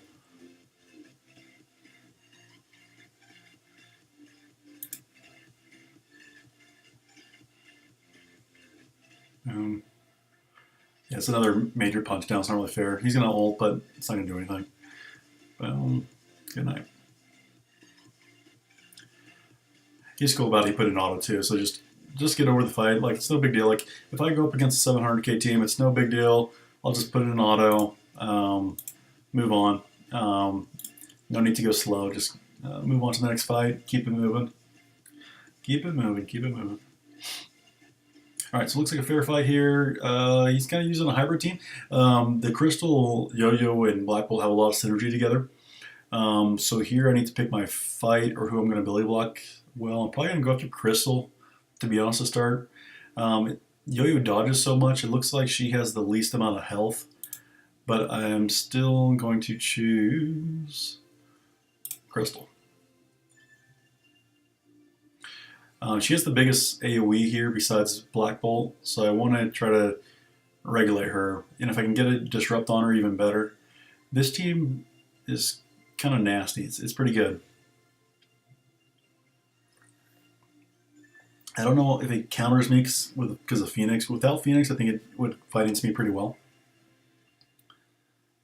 But I don't know if they have a quick answer for Phoenix. They might. So here's all the regions again. He puts 3 regions on all teammates except for Phoenix. Phoenix is going to pull the disrupt off of Doc Ock. And then for an ability block, I'm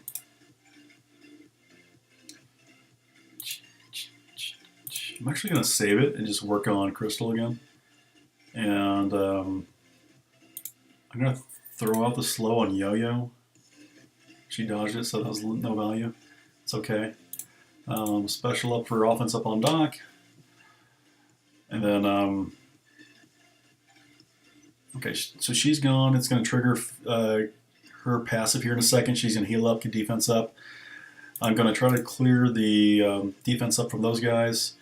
And then I want to get another ability block on Crystal. I need to control Crystal in this fight. She's the one that does all the nasty stuff. All the slows, all the big AoE stuff besides Black Bolt. Black Bolt's just raw damage. She actually does some CC with it. And much stronger than she looks with her little frail self. And too bad it wasn't the actress from the TV show. She was one of the shining lights of that show. She was cute. Alright, but I think this one's pretty much wrapped up. I don't really need Dark Phoenix to win, I don't think. I think Doc's ult here in a second is going to seal the deal. Oh, he resisted the defense or offense down. So, yeah, I'll kill Black Bolt, and that's all she wrote. I'll blind Yo-Yo for good measure, just to make the fight go faster at the end. Now she can't offense down me, and yeah. Yeah, Crystal. Watch out for Crystal. She's very underassuming. You don't. That's a lot of people don't understand how big damage she does. That one was a 7 red star Crystal. Holy crap! But not tier 14. Why is that, Frank? Tier 14 or Crystal, man. She's a beast. Hey, Nietzsche. How you doing, bud? Yeah, I'm talking to myself. I think Breezy might have gone to bed. I'm not checking my chat too much to see who else is here, but Breezy's been AFK for a little bit. Doing pretty good. How about you guys? I didn't see you streaming tonight. Were you streaming for a little bit? I'm just working towards 350 knockouts, and then I'm going to call it quits for the night. Yeah, I figured you were. Did you guys figure out the stuff with your work? It's so unbalanced. Like he's trying to fit in his 42k She-Hulk. I feel bad. Sort of. Yeah, good luck with that. I know it's that's tough. I transitioned jobs about a year ago. It's always an unsettling time. All right, I'm gonna go after their Zemo.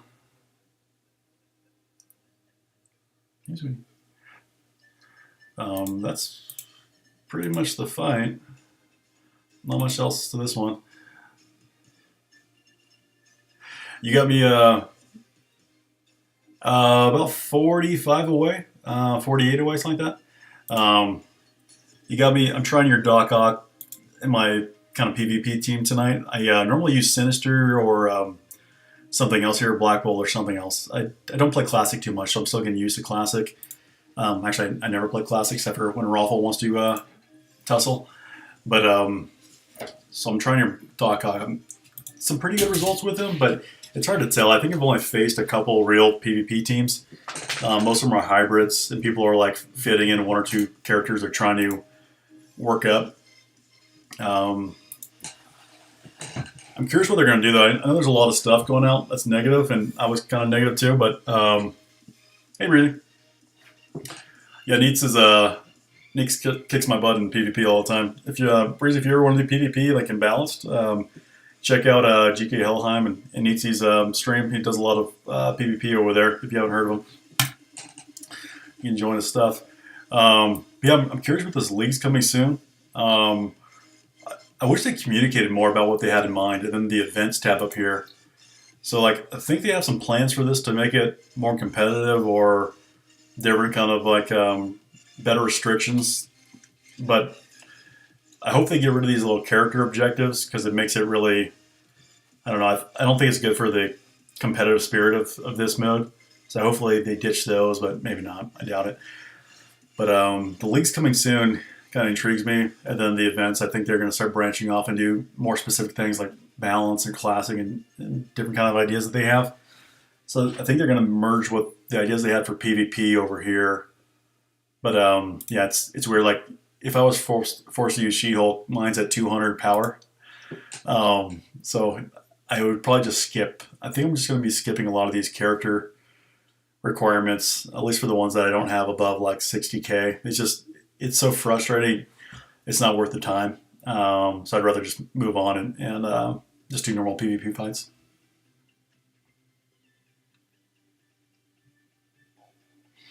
All right. I don't think he has any chance no matter what I do, so I'm just going to hit this on auto. I did see his team power, but it can't be very big.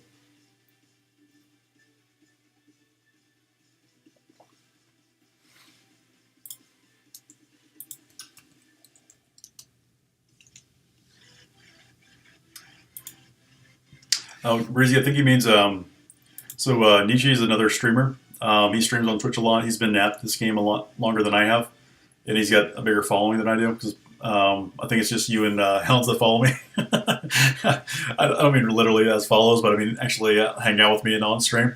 But yeah, Nietzsche's been a streamer for I don't know exactly how long you've been streaming. Nietzsche, is it 6 months longer? I don't know when you started. I'm still relatively new to Twitch, even just as a viewer myself. Since August. Oh gosh, you're still really new at this too. I'm not sure why I thought you were streaming longer. Maybe it's just your tournaments. Were you doing your tournaments long before that and just started streaming afterwards, or did you start doing both around the same time? So I'm up to 326. I got about 5 more fights if they're easy ones, maybe more if they're I guess some actual challengers. Ooh, all right. So I got a big boy. Got a big one. Yeah, because I think I'd joined your tournaments prior to August, and then I took a break for a couple months where I wasn't really doing any. Guess I'll just go after Phoenix. I didn't want to kill her though, Zemo. It's kind of weird ability blocking JJ, but she was going to cleanse the ability block. Almost forgot that she was over there. It's going to kill her, so she can't do it on turn 2. And then I think he's much stronger than I am, so I'm surprised he didn't go after. Ooh, what do I want to do here? I'm going to save her ult and just kind of pick at her.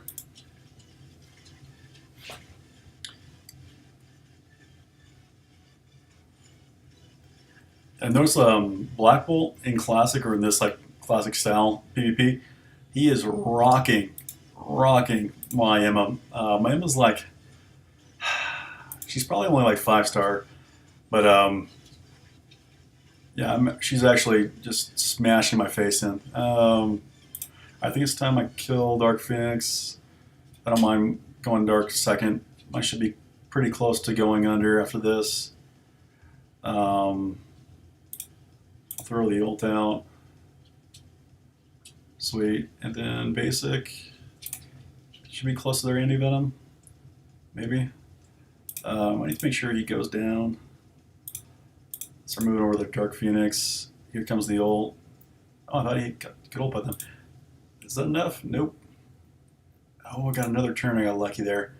All right. Ability block. And I feel like they just... I got lucky with the turn meter on this one for some reason. Whew. Man, that is a big SSM. He took that like a champ. He's getting lucky too because normally SSM dodges a lot more in PvP. He's not really dodging much. It's going to be close. Yeah, if he dodged more, he probably would have won this, but I don't think he got a single dodge off on his... Oh, I didn't notice the disrupt. I should have his Black Bolt. And he's going at the right target. Cool. That should do it. Sometimes forget how many kind of acrobatic moves she gets.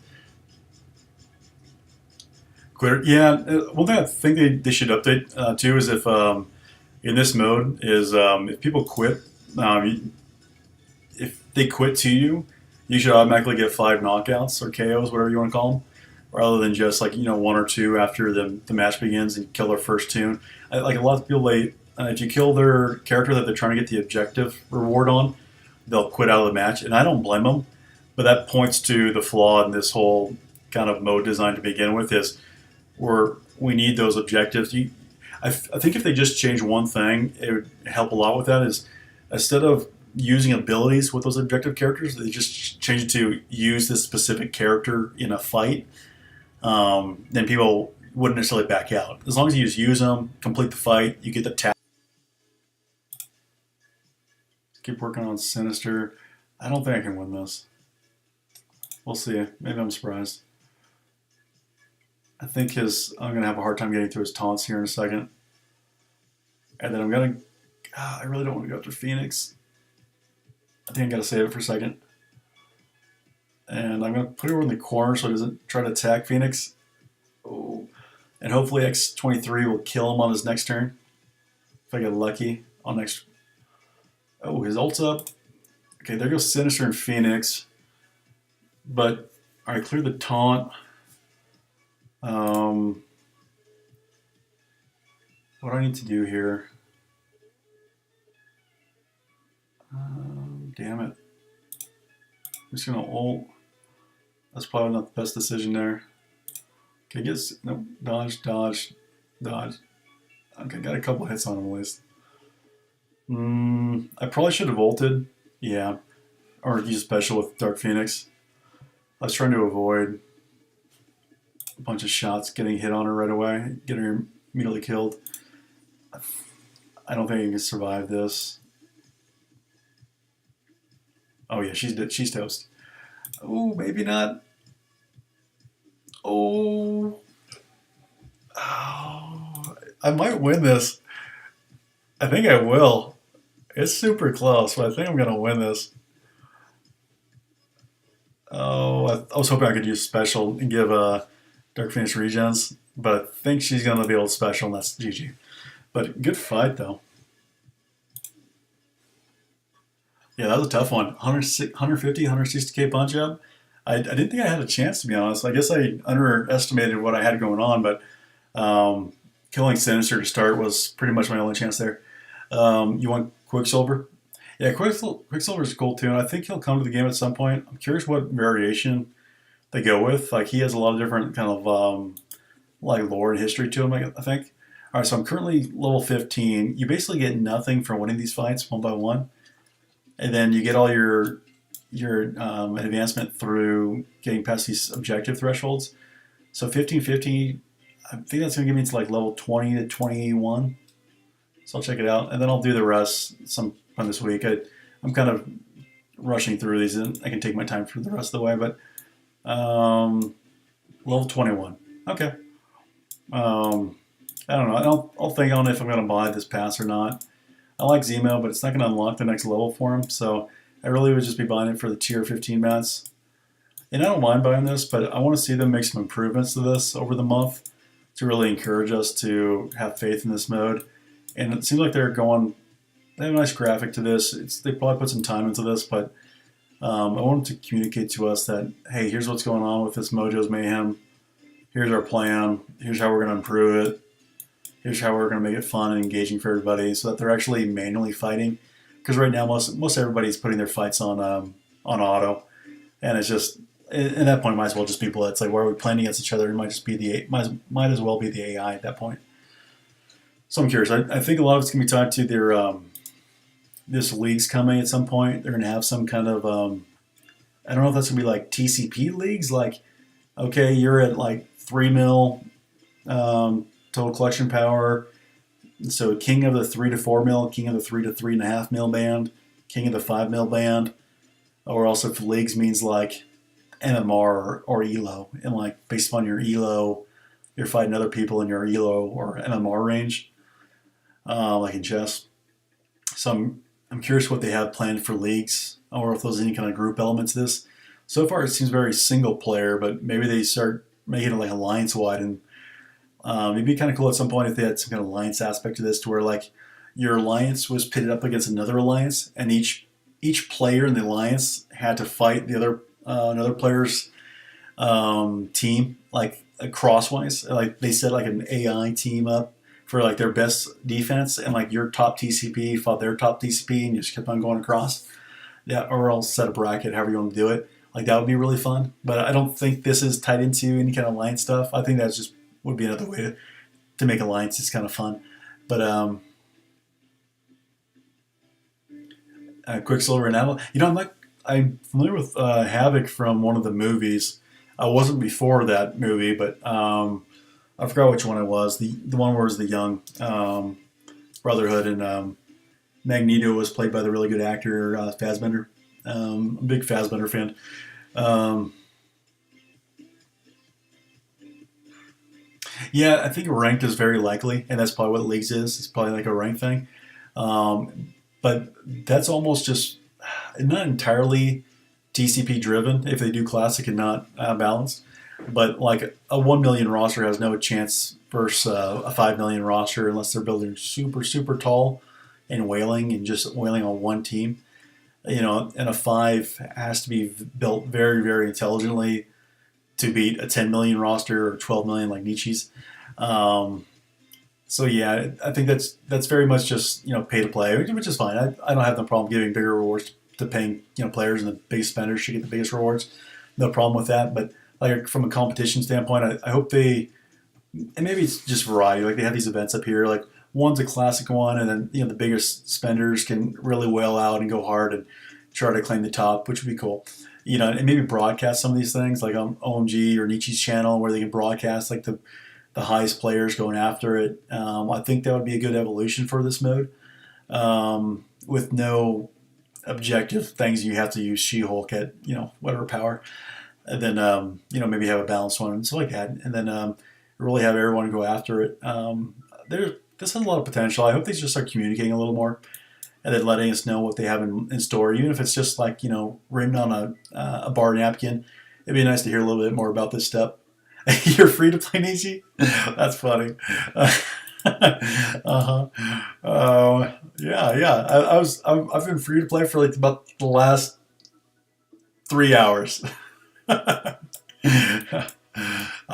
been free to play since I last got up from my chair. Um, yeah, I think that's it for the night for me, guys. I'll knock out a couple of raids here, and then I'll hit it. But I gotta get ready for work in the morning.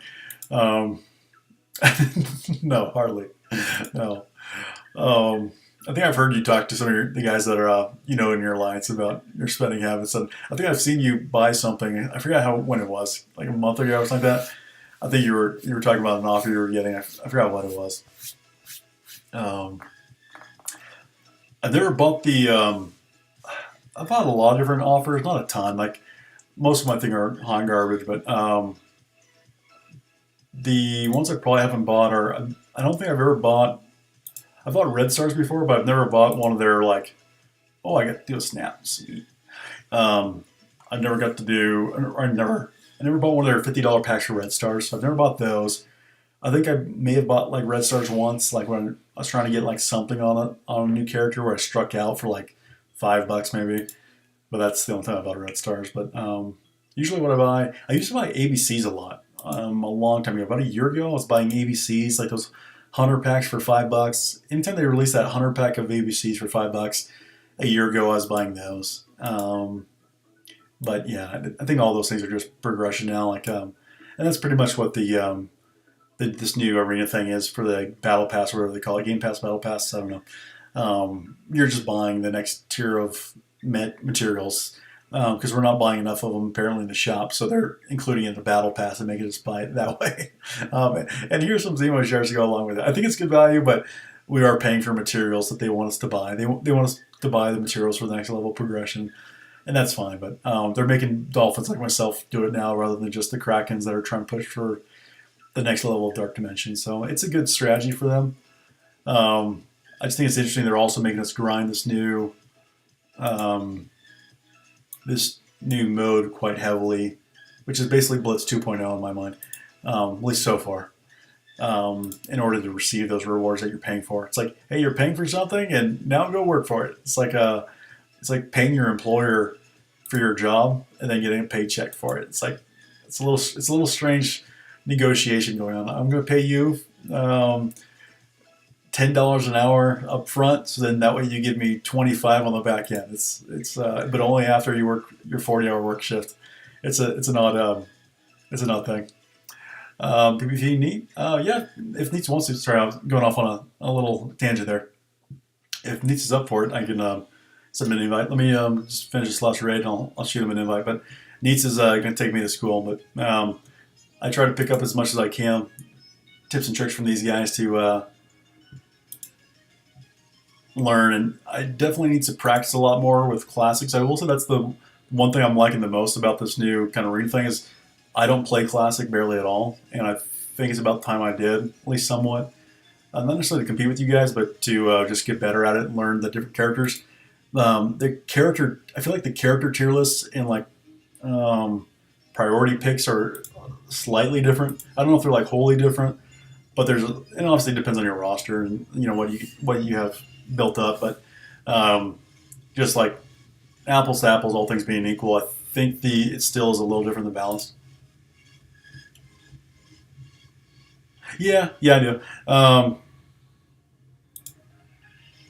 think it's also like kind of like I was saying, like my Zemo at 80k has a really hard time getting through certain kind of roster setups that are like 6 and 7 Red Star tanks and like big boy stuff. It's just like it doesn't do quite enough damage. So I know Zemo's good, but at 80k he's not quite as good as he is when he's higher Red Stars and all that stuff. But where am I going here?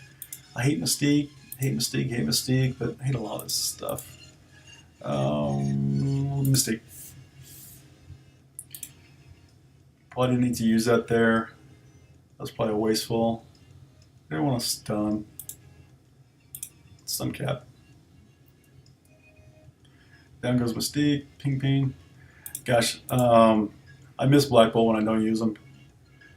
And there goes Nebula. Probably should have taunted there. I don't know why I didn't taunt. That was dumb. Throw up the ult.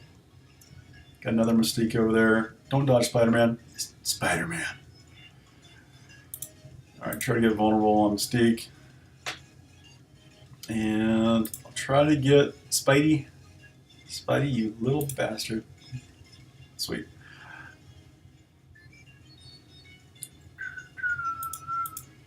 That's it. Alright, Alex, we'll get Carnage out, but Daredevil's going to pop me. Should be able to ult with Thanos here.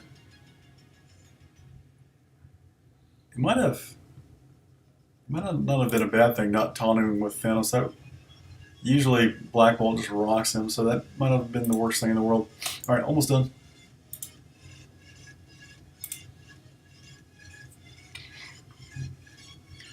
I'm still working on building up my Anti-Venom, so I don't use them for U7. Besides SSM. Getting there though. Probably another year I'll have 80 of them built up. All right, here we go. Oh, it's 11 o'clock. I was wondering where we got these snow globes orbs. Neats, did you guys, Breezy, did you guys check out these snow globe orbs? They actually give a lot of good character shards, like a ton of good characters that most of us don't have maxed. I was actually pretty surprised. That's the best orb I've actually seen. Um, Anything that I can remember, like way better than Bounty Orb. And the golden wasn't bad at all either. So yeah, I'm kind of surprised about that. That was a nice offering from them. All right, let me see if I can open these things. I'll send you an invite. Needs.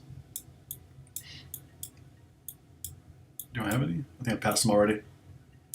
Not even close. I think they were the next day or something like that. All right. All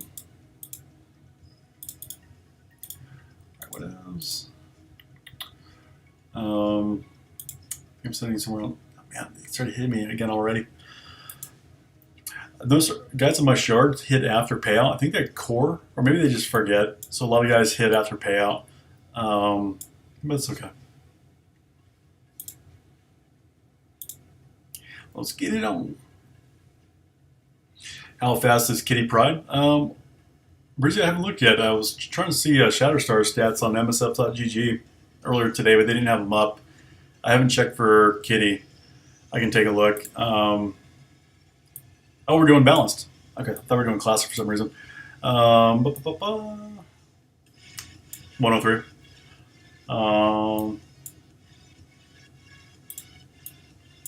Bandock.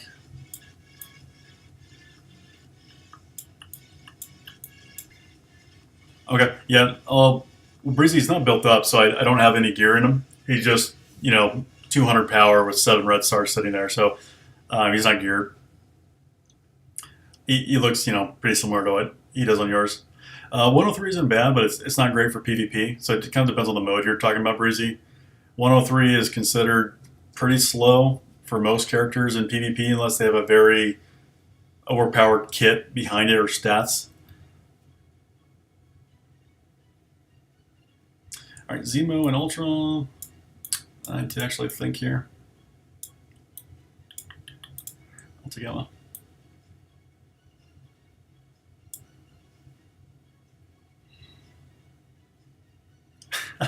Was that your pick? I thought you normally like Ebony. I see you take Ebony a lot. I just didn't want you to get the double Sinister Emma thing and force me to deal with both.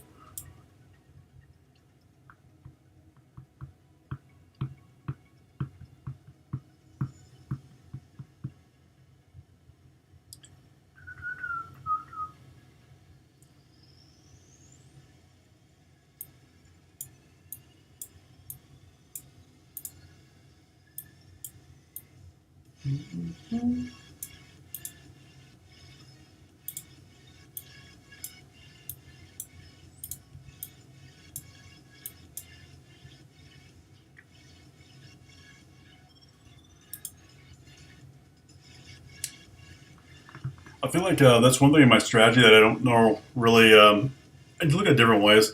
One thing I've been wanting to try more is see if I think Kioma did it to me one time, but I haven't tested it. I want to see if Ultimates can reliably one-shot Blob and Strife when they taunt. Ooh, I like the picks. You're going a little different. It's cool.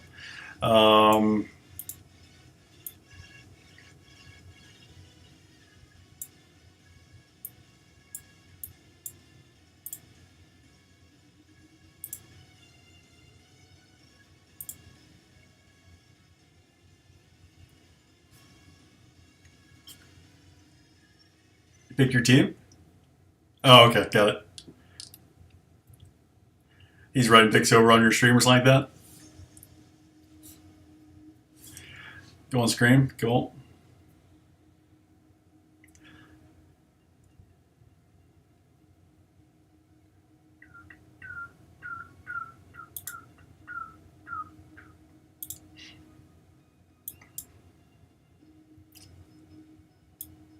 Mm.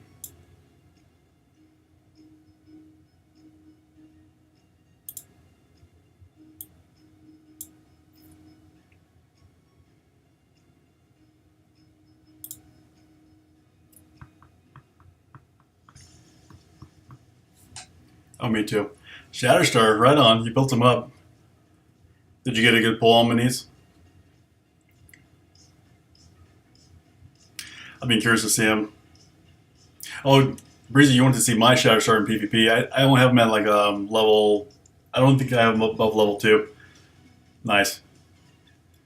Curious to see how he does. I have no idea if he's. I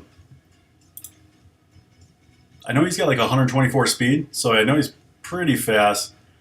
But he's pretty raw damage, I think, so far without the other guys.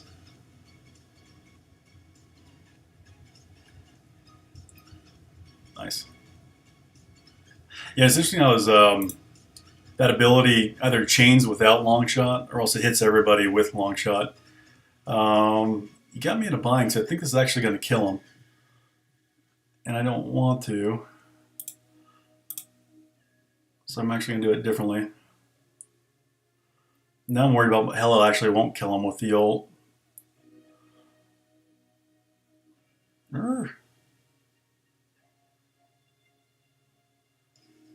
Nice. Let's try pop him. Oh man, he's taking a beating. I'm in trouble. I gotta slow him down. See if that kills him. He took that Hella shot really well.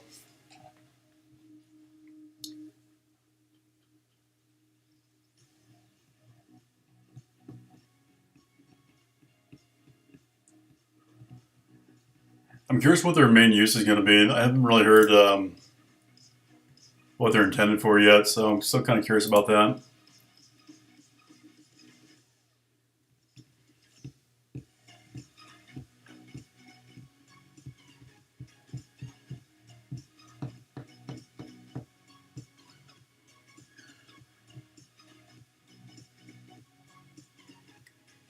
Oh, that is a sick animation. Down goes Magneto before I can even blind. That might have cost me. Yeah, let's start doing something here. That was a nice move. Start working on Venom.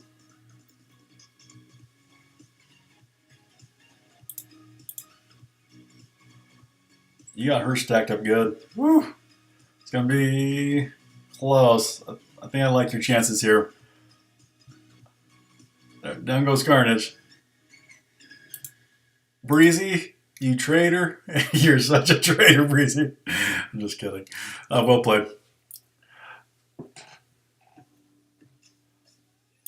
Yeah, I probably should have blinded. But I wanted to get your Sinister out, but not blinding. I think that cost me the match. I got greedy.